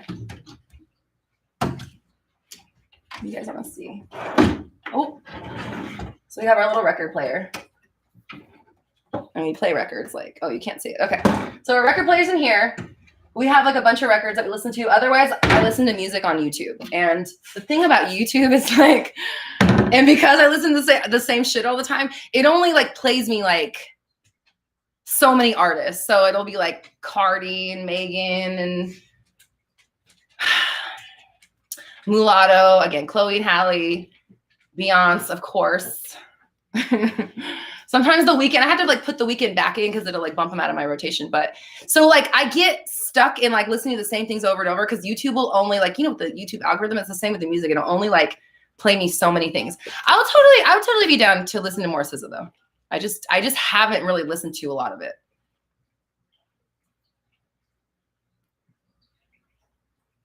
Lydia says we need your makeup line. Me too, man. I want a makeup line so bad because like one of the things that Kim Kardashian did, and again, like I don't want to talk about Kim Kardashian. I don't like talking about the Kardashians on my channel, but it's because there's just a lot. I'm not gonna go there. The one thing I do like about Kim Kardashian's makeup line though is like she makes the makeup like she wants to wear, and that's like the way that I'm gonna approach mine. Is like I'm not gonna say what I'm making just because, but I am definitely gonna be making stuff that like I want to wear that I feel like is missing in the makeup world. So I'm like really excited to get to do that. Did I read The Alchemist? I bought The Alchemist and I don't know where the fudge it is. I need another copy and I have been looking for it for like 7 years. I bought The Alchemist like right when I bought The Secret too, like right after that. And then I don't know what happened. I lost it. I never read it. So it's somewhere in my existence. What shows do I watch? I'm like, it's hard for me to watch shows anymore because if I watch a show, I have to watch the whole fucking thing. And so like, I'll be up till 6 o'clock in the morning watching a stupid fucking show. Cause like, I don't want to go to sleep. And then it's like, then the show's over and then I'm back to, so I don't know. I'll watch YouTube. I watch too much YouTube, honestly. And then I'll watch like ridiculousness and then we'll watch movies. But some shows, like I like the new Sabrina. It's kind of cheesy. It's got that Riverdale vibe. I've never seen Riverdale, but I have the internet, so I've heard. I love Family Guy. I always watch Family Guy. Oh, The Stand. Big on The Stand, but I was a fan from the 90s. And I'm just going to say, because my dad, I know will talk shit, The Stand, from my dad's mouth, I have not read either book, was stolen from, what was it? I think it was called Lucifer's Hammer. My dad's here. Please let me know. I didn't say it was stolen. This is what they say. The story of The Stand was stolen was originally called from a book called Lucifer's Hammer that came out. Like I checked the dates. It was like a year earlier. I think that Lucifer's Hammer came out in like 77. And then Stephen King put out The Stand in like 78 or something ridiculous. But The Stand I'm watching right now. I fucking love it. I started watching that Golden Compass show, The Dark Materials, but fuck, it's like, it's so like, there's so much going on. Like, what the fuck is I just want to know what's happening. And like, I hate when like shows don't let you know what's happening and like they just drag everything out for the whole fucking season. And you're like, where's the chase and how do I cut to it? Okay. Okay. I've been talking about myself for too long. Okay. We have one more super chat. No more manifestation questions after this, please. I love you and I appreciate you. I'm just like, my cup is empty. Says, if you're currently getting rid of a third party in your world, would you still sleep with the SP asking for a friend?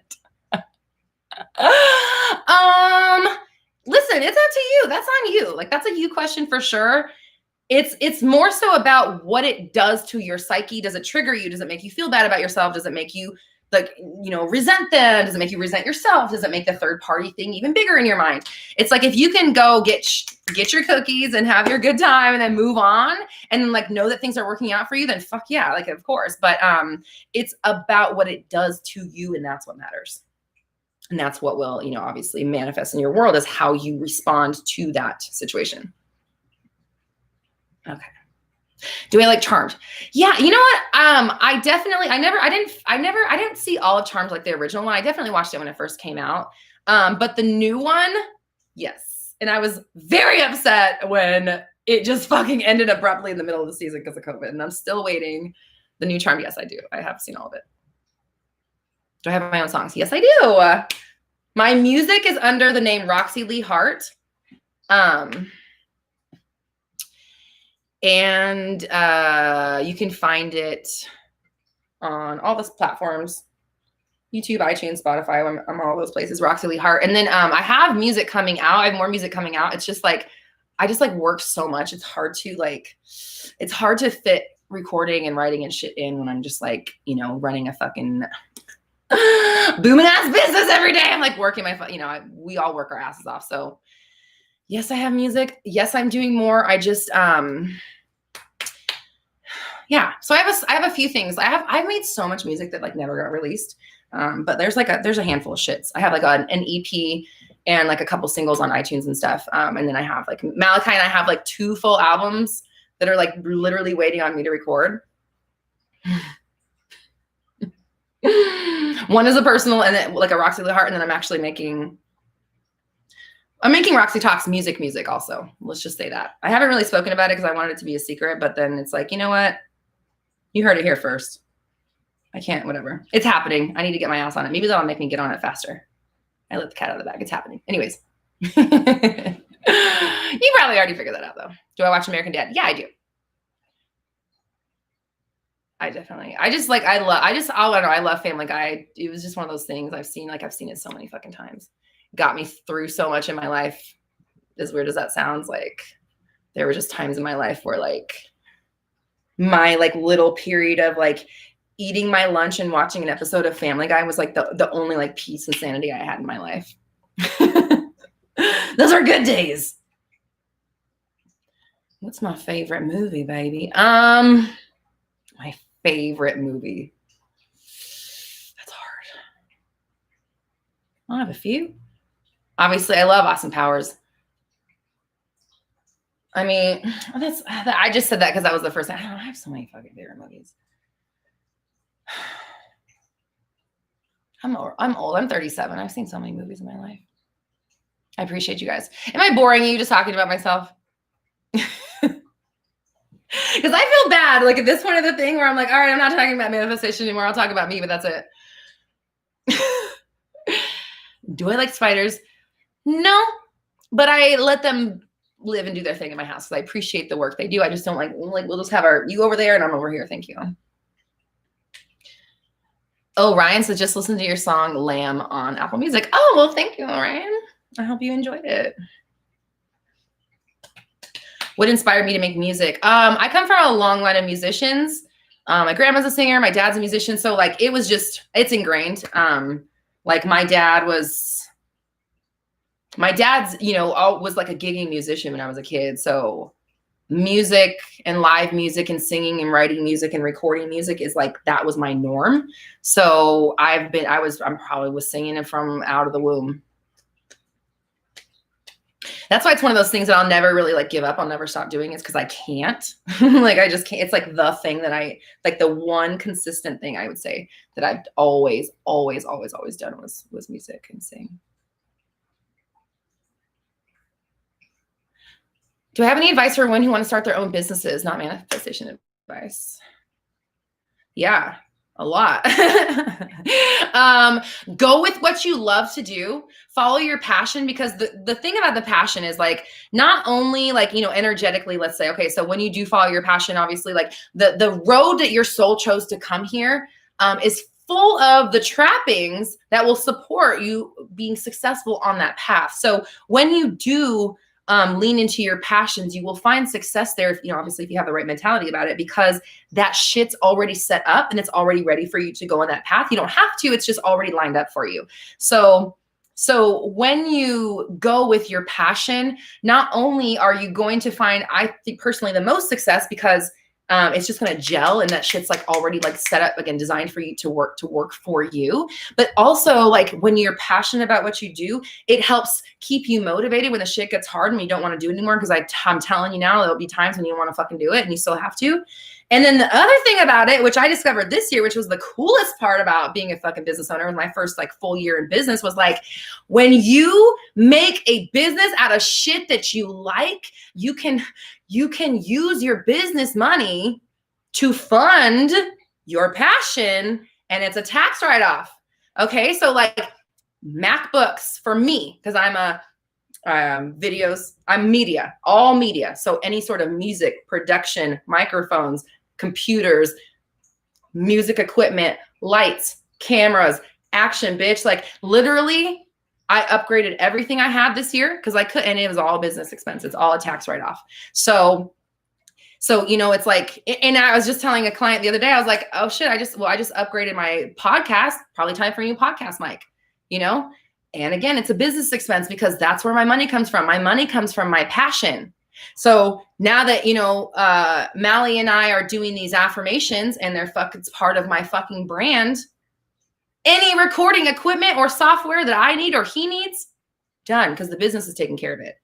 And all of the money that I spend on making me a better artist and speaker and, video content creator is money that comes off of my tax at the end of the year. So that is why those are 3 reasons why following your passion is the best absolute way to do it. The money will come. The business side of it will come if you have the business mindset about it. Like, this is going to make me money, or this is my living. I get paid to do what I love. And it's fucking amazing. I get paid to provide content that I could give in my sleep. I would spew this shit for free. I do spew this shit for free. That's another reason why I get so like tired of, because it's like, when I'm talking about this shit all the time, because I'm talking to somebody, I'm having a conversation with this person over here and they're saying something. I'm like, maybe you shouldn't. It's like me and Ryland, we talk all the time and we're constantly like helping each other. And like, like my moderators and like the comments, the people in the emails. And it's just a constant giving of this info. But at the same time, it's like, I've already been doing it. I was doing it when it wasn't a business for me. And I was making music when it wasn't a business for me, but now it is. So follow your passion, know that you're going to be compensated for it, because that's how the world works. If you this is where I'm going and I'm going to reap the rewards of it. Thank you. It's your choice. So my advice would be choose something that you actually like to do, because there will be times when, you know, after it becomes a job, it is a job. And there will be times when you don't want to do it, but you still have to. So it helps to be passionate about it. So at least it's like not something it's like not cleaning your fridge. Like for me, it would be fucking awful. It's, you know, something else that's like, okay, well, I'm making a video. It's not like that hard. It's not that bad, you know? So any hoodles, it's probably time I should probably get off, huh? Any holiday destinations, beaches or snow slopes? I don't know. I'm not going. No, I'm waiting to be able to go to the fucking store again. Okay. Okay. Yes, I did watch Soul. Thanks for recommending it. You know.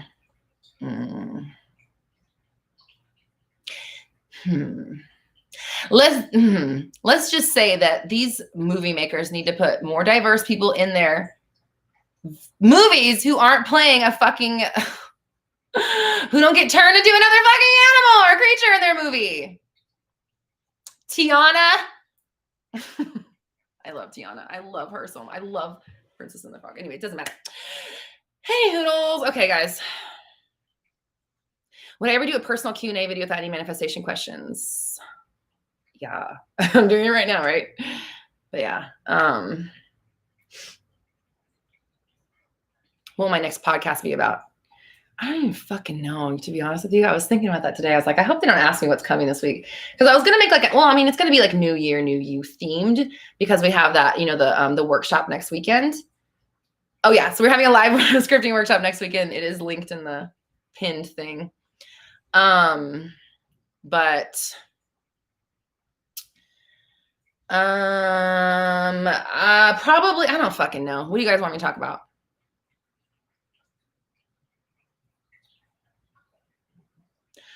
What do I think about Asian music? Do you mean like, okay, I'm going to, and before I say what I was about to say, I'm going to say, I really don't have a whole lot of exposure to it. Cause what I was just about to say was like, do you mean like K-pop and J-pop? Cause like, that's literally, I don't really know. I definitely like have not had enough exposure to it. I'll say that.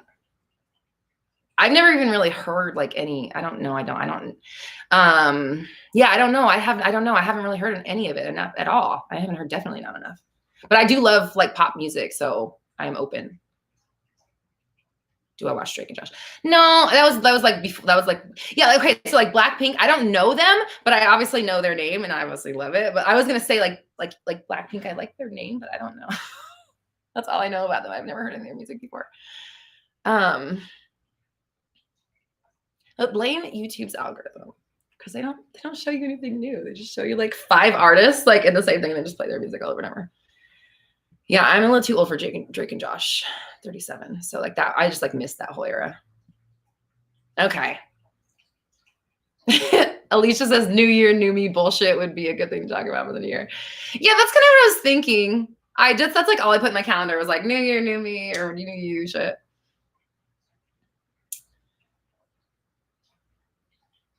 When's my birthday and what do you like mostly to talk about? My birthday is November. I'm a Scorpio sun sign, Leo rising, Capricorn moon, if anybody wants to know. I am a North Node Gemini, South Node Sagittarius.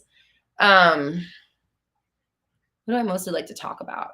I like to talk about like interesting like ideas and stuff that I've never like. I like to have conversations that I haven't had before because it helps me connect new dots and like find new stuff. And obviously like I come across like new information, like while I'm answering the same questions over and over, like you guys see me like how like make connections and stuff, but I love talking about new concepts or like things in different ways than I have before. So like, I don't know. I've always, even as a person, I always hated repeating myself. Like it used to just annoy the fuck out of me. So, just anything that's like different than what I've already fucking spent so much time talking about.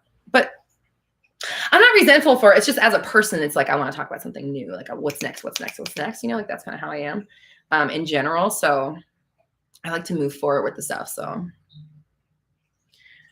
okay.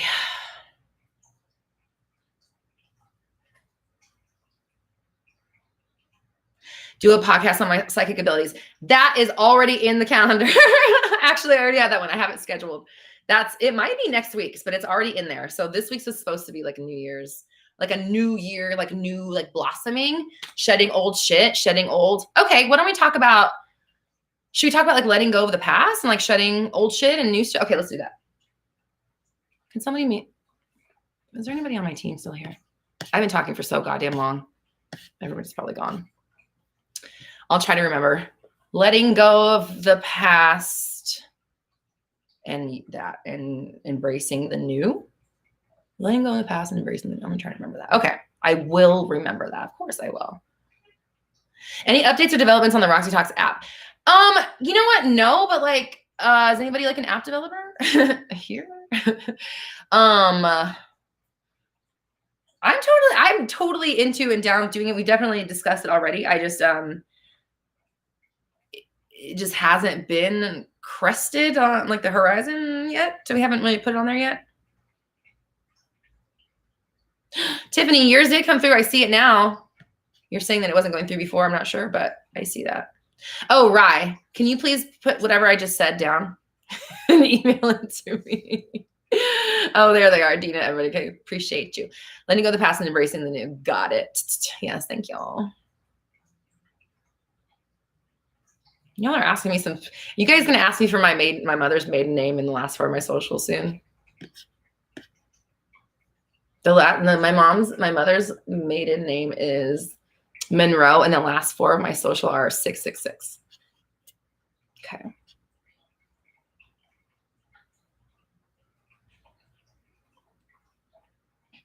Oh, can I tell you what's the new stuff is being added to the SP course? Yeah. Okay. I'm gonna try to remember all of it. So it's gonna be we're getting the live SP workshop recording. It's gonna be in there.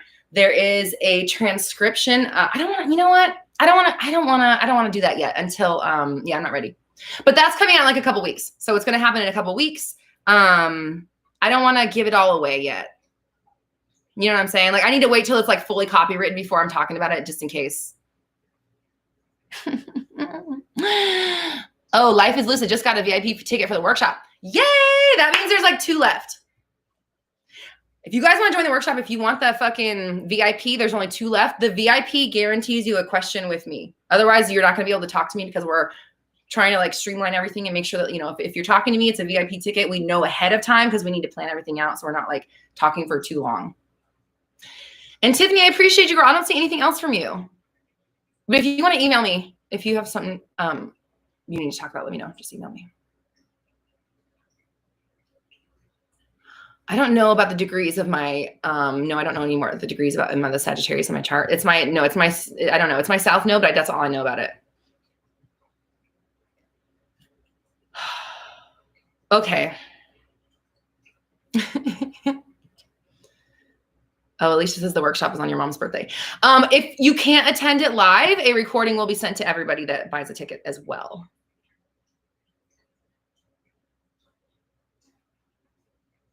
Yeah, I live in LA. Okay.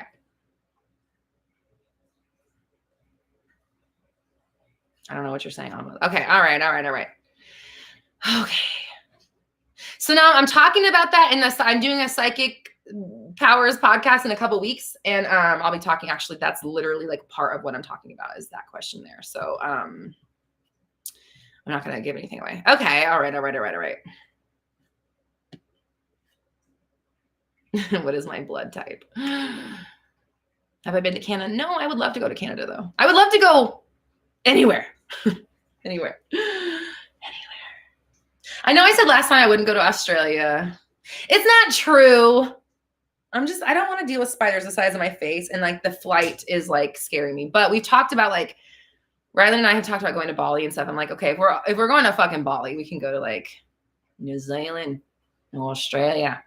But I don't know how I'm going to do that flight. Have you guys, I've only been to Mexico. I've never been out of the country other than that. Like I went to Cancun when I was a fucking freshman in college. So American. I don't know how I'm going to handle those long flights. Like it makes me anxious to think about being on a flight that long. So anyways. Okay. Melatonin. Do I speak German? One time I heard you swear in German. Oh, I said Scheiße. That's like the only fucking German word I know. Ryland's like, we're going. Brandon says the ruse will get you too. The ruse will get ya. Yeah, go watch out for the ruse. They'll get ya. Alicia says, I've been to Hawaii. It took me 12 hours because I live on the East Coast. Oof, oof, oof. Janaya says, I'm looking 23. Okay, thank you. Appreciate you.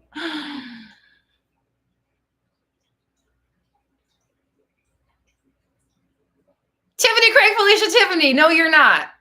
She says, I'm in Hawaii right now. Manifested a trip. Just came back from paddle boarding. Fuck yeah. That's amazing. Okay, Tiffany, I see you. How did both of your guys' messages come through at the same moment? That's weird. Tiffany, other Tiffany, fame Tiffany. Oh, babe, where are you? She says, ignore my I don't see it. Email me, girl. Email me, okay?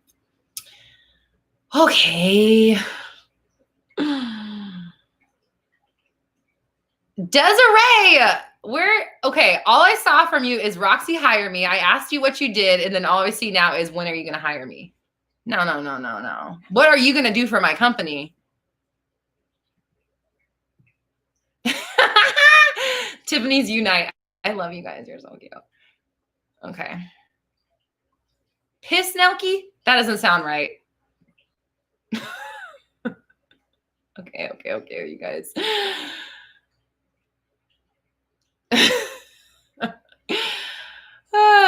Okay, I love you guys. I need to get off. I'm just sitting here just like talking dumb shit about nothing. Where am I from? I'm from LA. Another national lockdown happening in the UK. Listen, I feel for you. I'm so sorry. We have been literally locked down like the whole fucking time in LA. We had like little spurts of being back, like things being back open, but we've basically been locked down the whole year. So I feel for you. Oh, Ryland just said we have one VIP ticket left. Woo, bitches! That's awesome. One VIP ticket left. Okay. Alicia says we should plan a retreat when life gets safer and do some traveling. Girl, I've said this before. I have a retreat planned, like 8 a.m. to 8:35. Like we have the whole fucking weekend planned out. And I've said this before. I was gonna literally send the email starting on the week of COVID. And like when things started shutting down, we had to have a conversation like, can we send this fucking email out? And we're like, no, let's not. Let's wait. And then it just spiraled. Yeah. So it was like, it was going to happen in August. So as soon as we can and it's safe, then I definitely will. It's just like, like it's probably going to, now that I'm thinking about it, it's probably going to be something like we're going to have like a vaccine and shit to go, because how else can we do that? I don't fucking know. I don't know, you guys. I don't even talk about it. It weirds me out. Okay, now all of a sudden the Facebook chat start coming through. It's only been fucking 2 hours.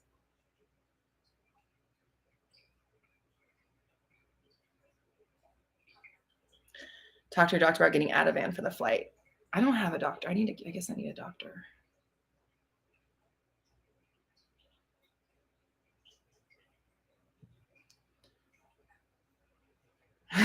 My energy screams LA.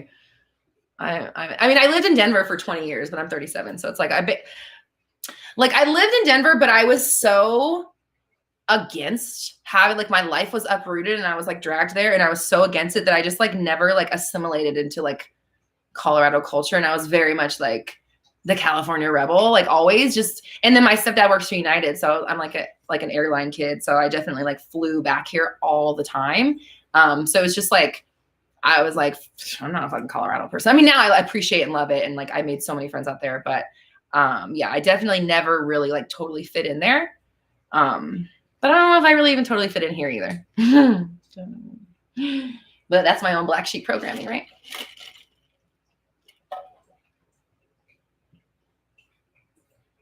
Rosanna, are you really coming back to the UK this month? Girl, I knew it. I knew it. Proud of you. Gina says you'd fit in New York. I would totally go to New York when we can. I've been to Chicago. It was fucking radical. I loved it there.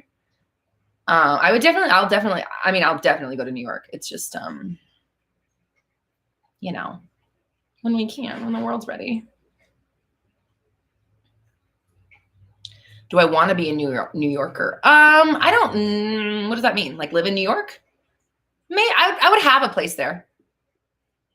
But I can't do, I'm not really into city. I mean, I guess I've never been to New York, so I don't know like outside of the city what that's like at all. But I can't do city anymore just because like I lived in downtown Denver, and when I moved to LA, I was like, I need to be as far away from the fucking city as possible. I don't like, it's too congested. It's just like, it's not good for me anymore. It's not where I want to be. Everybody's Alicia Keys in the, oh yeah, Dina. Yeah, Dina lives in New York.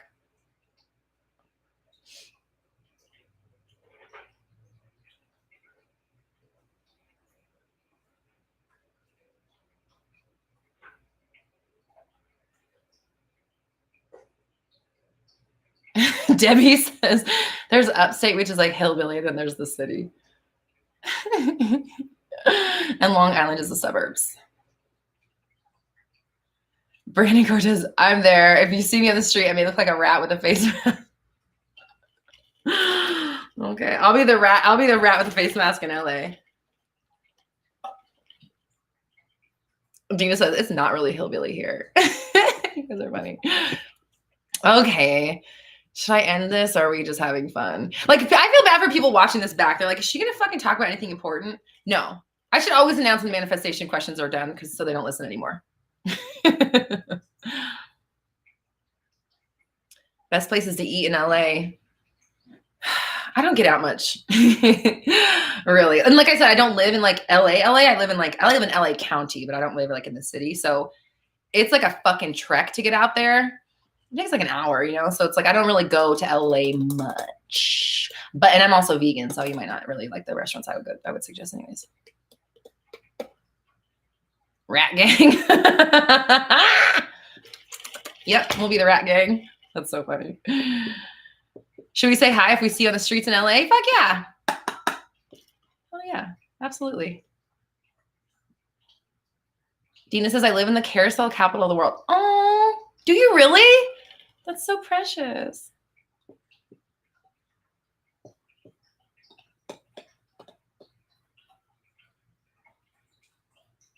Oh, Ryland. Ryland says no, New York. Ryland lived in LA or in New York for a long time. Denise says interning for Roxy would be a dream. Oh, you're so sweet. If you think you got something to add to the Roxy Talks team, I mean, feel free to email me. It's not, like if it turns out to be something that's like, oh shit, that's a great, we definitely could use that. Like, all right. But I will say I do have like a great team already. So like nobody's like moving. No one's getting moved out. We'll just say that. Like it would be like adding something, because it would help the business grow or whatever the fuck. Melrose Place. Oh my God. Alicia. I fucking loved Melrose Place. Oh my God. Alicia's like, talk about a throwback. I've been watching Melrose Place on Hulu, and it makes me wish life was still as simple as it was back in the 90s. Oh my God. Oh my God. Okay. Anybody that's older, 90210, Melrose Place. Do you guys remember Models Inc? Oh my God. I miss the 90s so much. The 90s were so, and yes, LA 90s. Oh my God. Oh my God.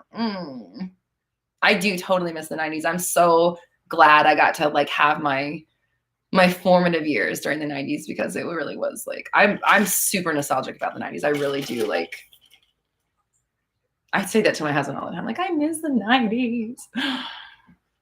Did I watch Degrassi? No, how old I am. We had to watch the OG Degrassi, and I'm not talking about Drake. I'm talking about like the ones from the 80s. We had to watch those like in health class.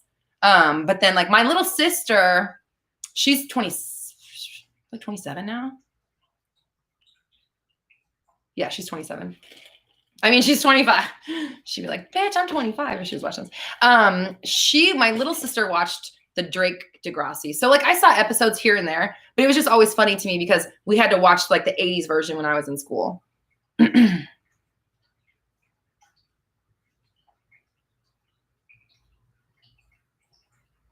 Marjorie, are you working out right now? You guys, okay, you probably know I don't work. If you know me, you know I don't work out. But yesterday, I spent an hour watching and working out too and watching twerk videos yesterday on YouTube. Oh man, that was fun. That was fun. I'm gonna do it more. It was really fun. I had a good time. It's like fun to do that kind of exercise because it doesn't feel like you're exercising, and it's like gonna like it'll only like make you. It's gonna give you a skill afterwards. Oh my gosh. Okay. Oh my God, Julie. Julie says, I loved the 80s Degrassi. I pretended I was the bad girl who got changed in the toilets. Oh my God, that's so funny because that's the 80s Degrassi, like that was the thing, right? That's like, she's the one person who stands out to me. Like that's the only character or anything I remember was the girl who like had to wear long skirts to school and then she got to school and she like changed in the bathroom. That's hilarious. Like that's the kind of problems they had in the 80s. And now they're like Drake got like paralyzed and stuff like, and I can't imagine how the new one, like I know there's like a newer, I don't know if it's out yet or it's coming out, but I know there's a newer one. I don't even want to know what these kids are going through these days. Like Euphoria. Is that how you kids really live these days? Damn.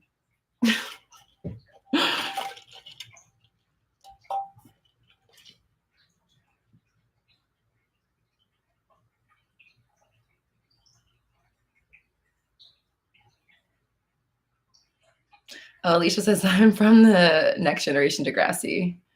The 80s ones are so like they're just as cheesy as like the Drake ones are. They're like, but like 80s, they're extra cheese.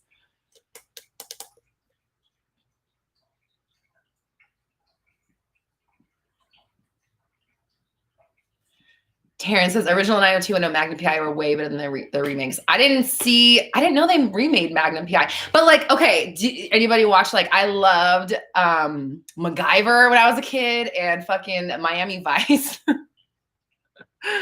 Oh shit. In Living Color, yes, absolutely. We loved In Living Color. We're brothers. Yes. Euphoria and George Glass got something in common. The only George Glass I know is Jane.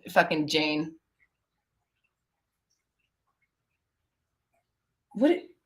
Jan. I don't know why I called her Jan Brady's boyfriend, George Glass. That's the only George Glass I know about. 11 p.m. and craving vegan pizza. Brady went to yes. Sure, Jan. Saved by the Bell, yes. Who is your guys' favorite Saved by the Bell character? I loved Jessie because of her hair. Melrose Place is cheesy as fuck. Also, Melrose Place is a real apartment complex, or is the stage set up? I've been wondering while I've been watching. I don't remember, but like Buffy was filmed at like Torrance High. Like I know people who went to school who were in high school while Buffy was filmed there. They would film like on the weekends and stuff like that. But I know like she saw like Cordelia. Like I remember she told me she was like, "Hi, Cordelia." I don't know why that's the story that sticks out of my mind is the one time she said, "Hi, Cordelia" to Cordelia. But Put Back Jack. What's your brother's name? Happy birthday to Put Back Jack's brother. Oh, excuse me, you just told me. His name is Nick. Happy birthday, Nick. Happy birthday from all of us here at the Roxy Talks land of Lifeland.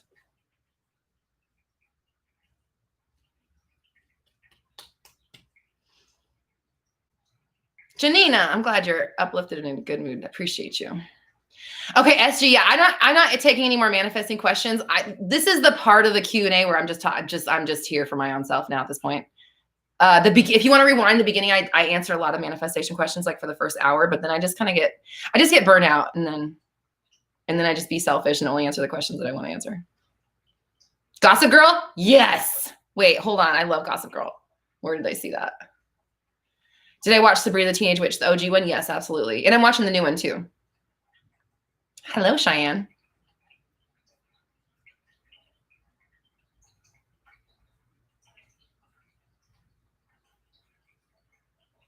I haven't watched the new. I don't even know if the new Gossip Girl's out yet.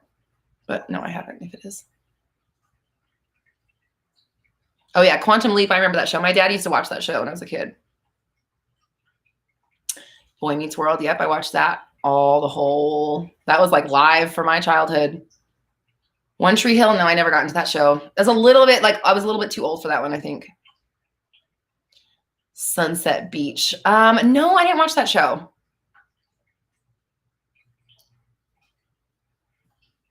I have a friend named Cheyenne. So for a second, I was like, is that Cheyenne?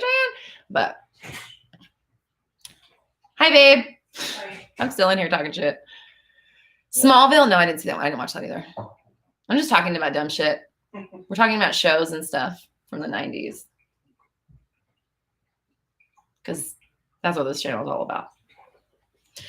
Okay, it's 3:15. I know I said that like an hour ago. I gotta do my podcast because today we're talking about letting go of old stuff, right?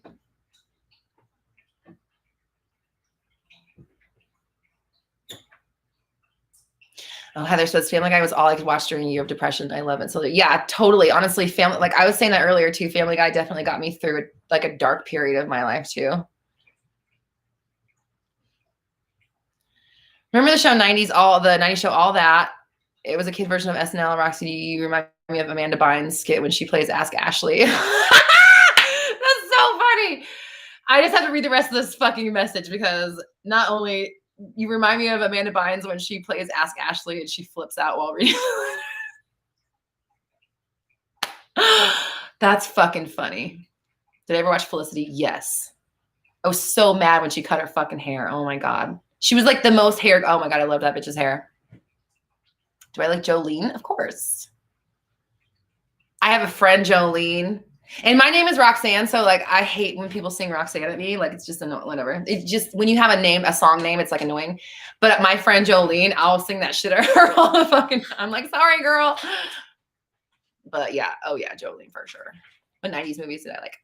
Okay, Tommy Boy, Slackers, one of my favies of all time. I always loved The Nutty Professor. Like that was something and that soundtrack. Oh my God. I played that thing till it was like just a piece of plastic disc with like no fucking shiny stuff on it. Nightmare on Elm Street series. Yeah. Okay. Let me tell you about Freddy Krueger because when I was born, my mom's youngest sister was 14. So she obviously babysat me a lot. And my cousin, the one I talked about who passed away, she was like my sister. We were only 10 months apart. So she would watch us as toddlers and children a lot when we were growing up. And she used to force us to watch Freddy Krueger when we were like 3 and 4 years old. And she told us if we didn't watch it, she'd make us stand out in the rain, which now it sounds ridiculous. But when you're like 3 years old, that's like, well, I guess I'll watch Freddy Krueger instead of standing in the rain. So, and I talked about this before, but like when I was a kid, my reoccurring nightmare was always about Freddy Krueger. So I get like, my aunt's kids, I fuck with them. I'm like, this is your mom's fault. I'm like, did she do this to me? You guys want to watch a scary movie? Goosebumps? Yeah. For sure. Reading the book. Does anybody like Babysitter's Club? Can we talk about the Babysitter's Club 90s show? Are you doing what I think you're doing? Yeah. I love you so much. You see, this is a soulmate right here. Because I was about to get up off my ass. Thank you. I love my husband so much. It's kind of fuzzy because it's been underneath. Look what I got on eBay. Yes, Babysitter's Club, okay? Babysitter's Club. Say hello to people who care. Yeah, I fucking love. So what is 1, 2, 3, 4, 5, 6, 7, 8, 9, 10, 11, 12 Babysitter's Club VHS tapes I bought this year because it was like a couple months ago. It wasn't like this year, but anyways. Yes, I love Babysitter's Club. I had some of these. I don't know where they are anymore. So I was like, I'm just going to buy them again. It was like in a big lot. I know there's one with the Claudia. Oh, remember this one? Claudia and the Mystery of the Secret Passage. And she finds that note from like 100 years ago.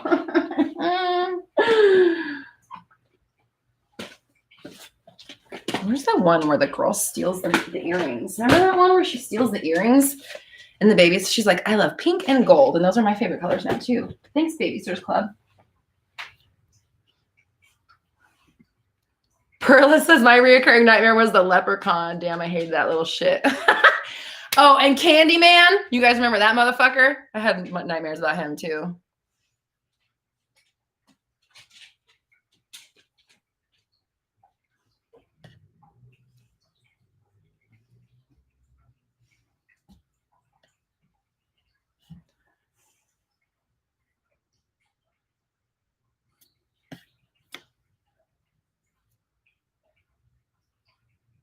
Oh, Venus, you're going to be on the New Year, New Me. Yes, on the live workshop. Yay. I'm so excited. This is going to be a fun one. It's going to be really fun. Definitely rewrite our shit. Oh, Alicia says they made a newer version of Babysitter's Club. It's on Hulu and Netflix.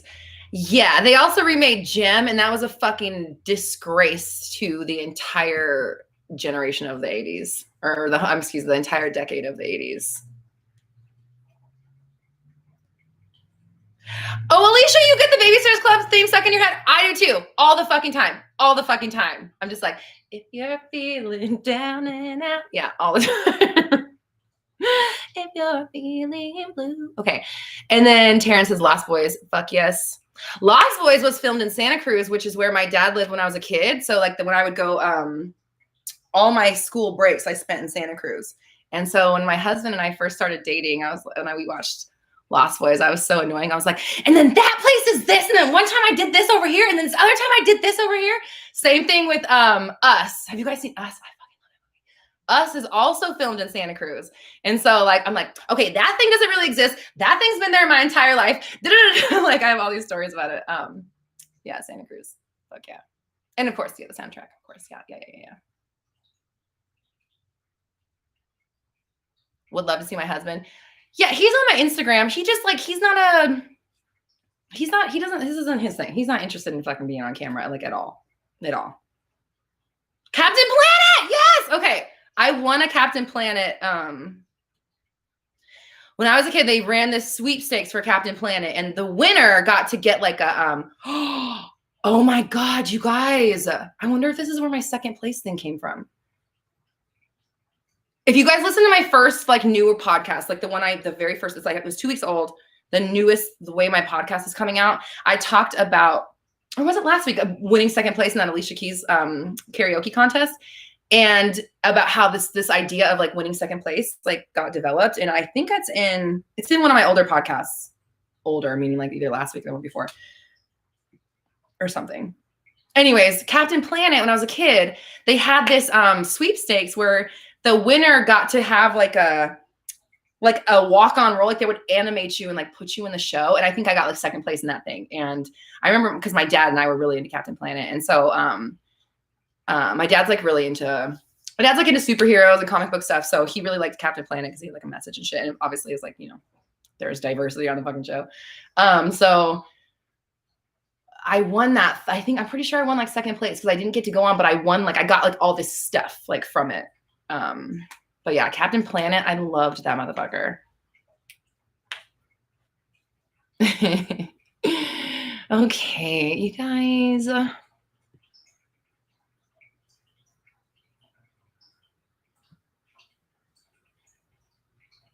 Oh, it scared the shit out of me too. It was another one.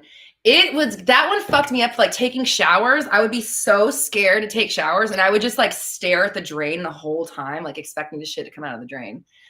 I remember like my parents watched it, and like they put me to bed, and I like crept out and like was like behind the couch because like like behind like the way our living room was like there was the TV, and then there was the couch, and then there was like the hallway, so like you could be behind the couch and like not be seen or whatever. And I remember like watching like it from behind, and that sounded weird.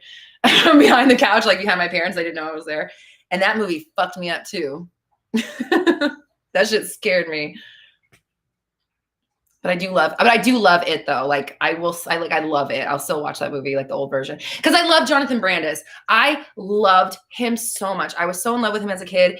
And like I wrote him this is so lame. I wrote him this letter when I was like, I don't know, probably like 12 or 13 maybe.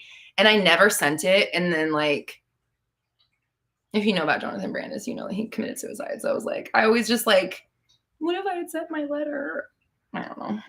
That makes me sad. I love that. He was like my first like love, like big love, Jonathan Brandis. Oh, Tim Curry for sure. Tim Curry's my dad's favorite actor. So like very, very Tim Curry friendly childhood I grew up in.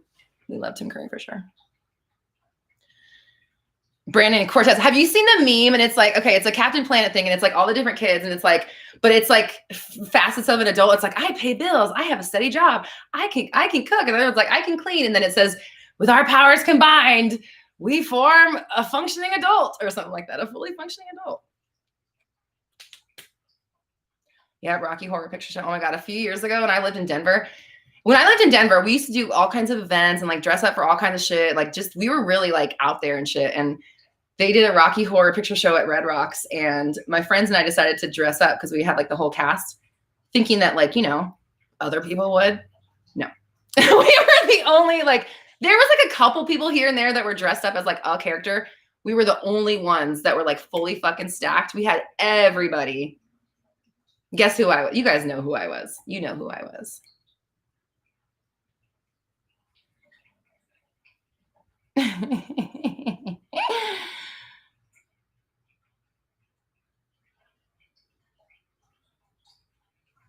You guys have to dress who I get. You guys have to guess who I dressed as. I think it's pretty obvious. Like, there's only one character that I'm going to be in a Rocky Horror Picture Show, of course. Right. Who was my celebrity crush when I was 13? So, well, I just talked about Jonathan Brandis, but like Simon Rex, I loved Simon Rex. Oh my God, I thought he was so hot. I don't know why.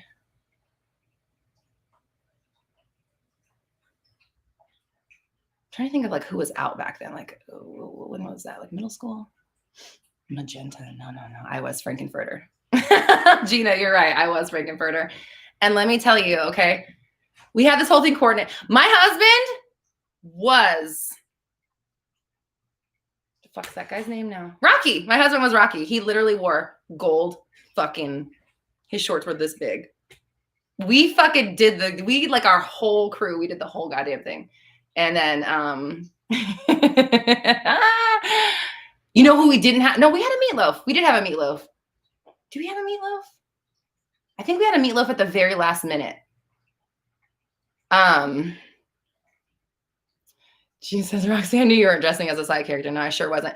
And let me tell you, this is how much of a bitch I can be. It's not that, I don't know, whatever. So we're at this like pre-party where everyone's getting together. They're putting on their costumes. We have the whole crew.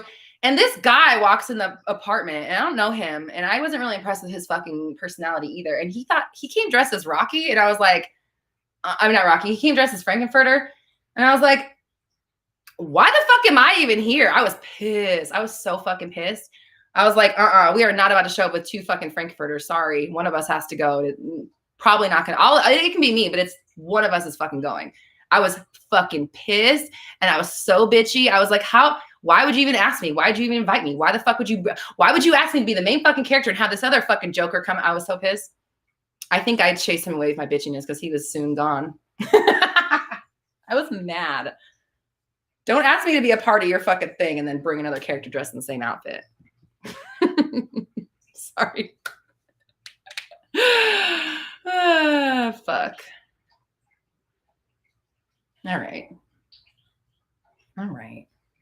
Ryland, yours was Aaron Carter. Brandon said he wore, babe, they said you wore the gold panties. I did wear the gold panties. He did. All night. And fucking Glenn was, what's that guy's name with the butler guy? I can't remember his name with the wispy hair. Oh my God. We had that shit. It was so good. And then we got there and we ended up sitting next to somebody who brought like a whole fucking charcuterie plate and like they shared all their food with us. It was amazing. Yeah, we're literally, I know we're shooting this shit and I just keep recording. I don't know what I'm doing right now. What am I even doing?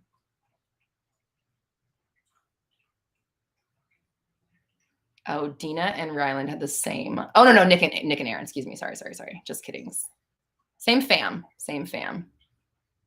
We want gold panties merch now.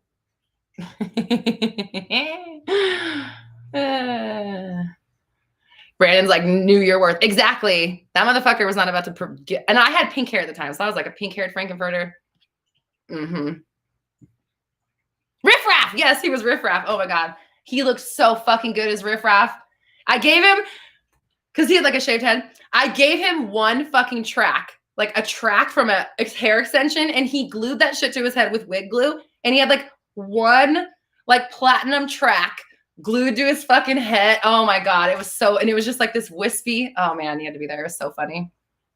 There's pictures on my Instagram, but it's like deep. Because that was like before we moved, and we moved almost 6 years ago. So it's like, it's deep in there, but there are pictures down there if you go down my Instagram.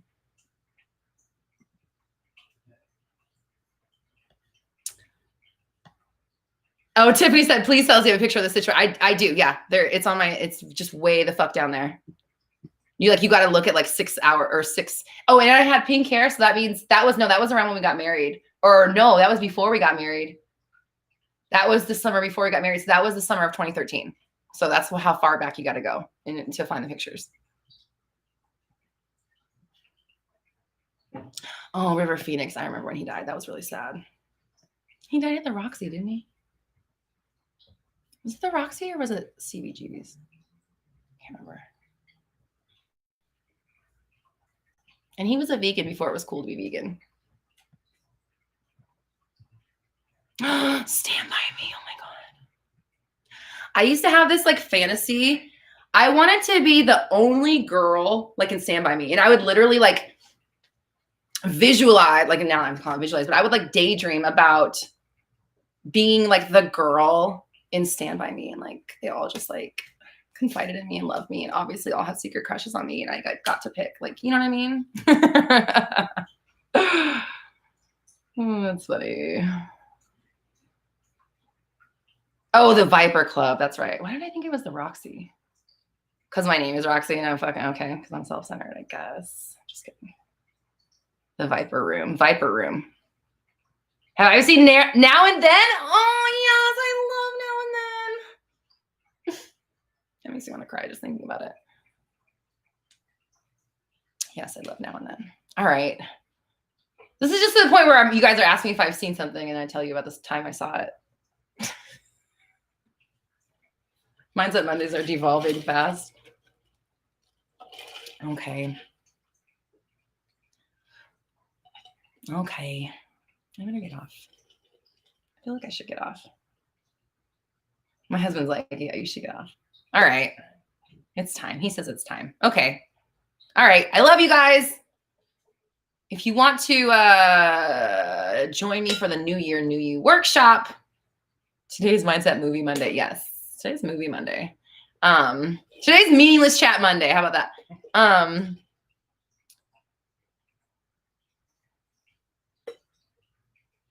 I love you guys.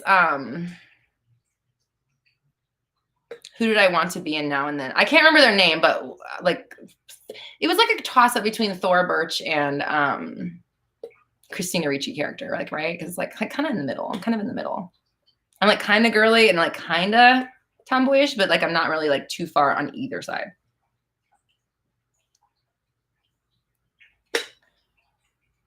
Tomboyish because I'm a huge bitch. I'm not the dainty princess I wish I was. That's okay. Megan Thee Stallion is a fucking big girl too, and she's doing her damn thing. And I don't mean big girl, like I mean like just like a big person. Like I'm a big person in general. I'm like bigger than everybody around me all the time. What the fuck am I even talking about? All right. Alicia, I like shooting the shit. I feel like we're basically BFFs now. I like shooting the shit too. I really do. Like this is a lot more entertaining for me. I've said that a million times, but it's not as entertaining for the audience, I guess, I imagine. So, Perla, can you tell people that you're manifesting? If they get it, if not, there's just, I mean, like, there's no point. It might just make you doubt yourself. And I mean, like, of course, intend that they do and they get it and they're supportive, but you know. Is there any more room for the masterclass? Okay, Tiffany, there's like one VIP ticket left if you want to ask a question live. Otherwise, we definitely have we still have general admission tickets available. we don't have a cap on the general admission yet. I think if we get to a point where we have to, then we will. But like at this point, we don't have a cap on the GA. But the VIPs we have like one left, or we did like an hour ago. So hopefully there's still, yeah, but there's room for general admission. Yeah, Rice is only one more VIP. Plenty of Reggie ticks.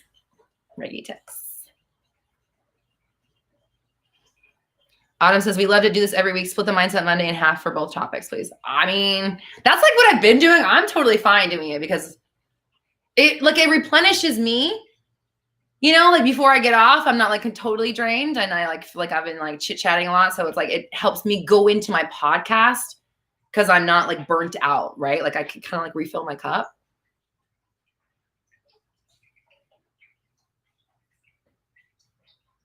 No, your shitty feelings will not get in the way unless you let them. Okay. So what current pop stars do I listen to, if any? Pop. I don't think I listen to anybody pop.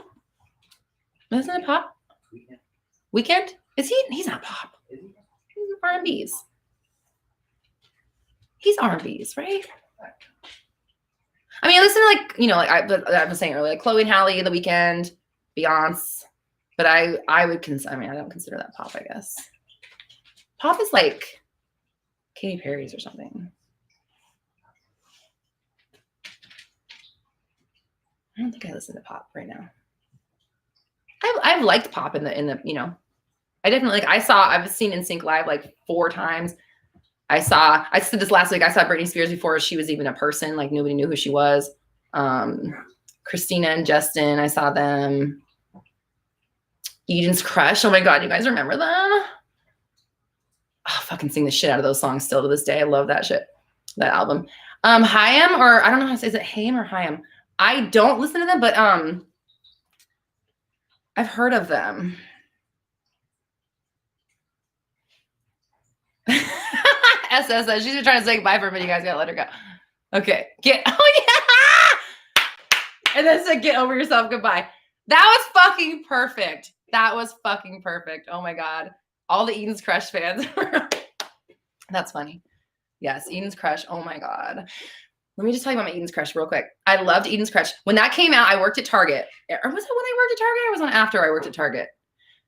I don't remember. I just remember it was like, Target was my first job. So it was like right around there. And Eden's Crush was opening for NSYNC, and I was already going. I was already like in the thing of we go to every NSYNC concert, so I was going to be there anyways. And then because I'm always so punctual, you guys know how punctual I am, as our chat started at noon-ish every time.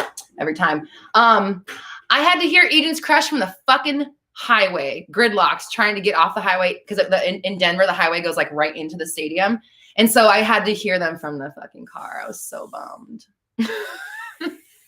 That was like taking my little sister to her first concert, and she was like 9 or something. Or no, yeah. So yeah, probably because if I was like, I must have been like 18 then or something. But 16, 17, I don't fucking know. 16, 17, she was like 8 or 9. I took her to that, but I had to listen to them from the car. That really sucked.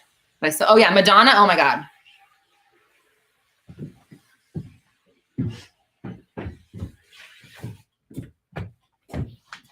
You mean her? Do I like Madonna? No, I only have a fucking framed picture of her on my mantle. Never heard of her. This picture also is so funny because, so Malachi, you guys have probably heard me talk about me and Malachi are working on a couple albums. One of my albums is like it's a memorial for my cousin who's like my sister that passed away. Like I just like processing her whole emotion, or all the emotions of her passing. That's an album we've been working on since like 2018. So we're getting there, but like, so Malachi knows of my cousin, and he saw this and he's like, is that Jacqueline? I was like, yeah, it's Jacqueline. And then my friend Zach, he's my guitar player. He saw it and he's like, is that your mom? I was like, yeah, Madonna. Yes. Obvious. I mean, look at the family resemblance. Mommy. This is my mom and I'm Mulatto's mom. And that's our family. That's our family lineage. And our grandma is Marilyn Monroe's. It's Marilyn, Madonna, me, and Mulatto. Oh my God. All of our names start with M. Oh, okay. Me. Yeah, that's me. Okay. Nicole Scherzinger before the Pussycat Dolls. Yes. Yes. Oh, Malachi's your doggy's name. Hi, doggy Malachi. Big Lotto. Yes, that's my daughter. That's my daughter. Okay, I gotta go. I love you guys. I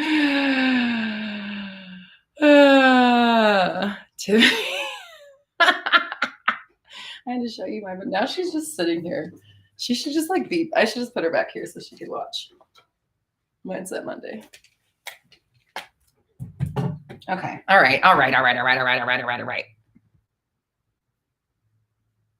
Okay. I have to go for sure this time. All right. I love you guys. Appreciate you. Thanks for sticking with me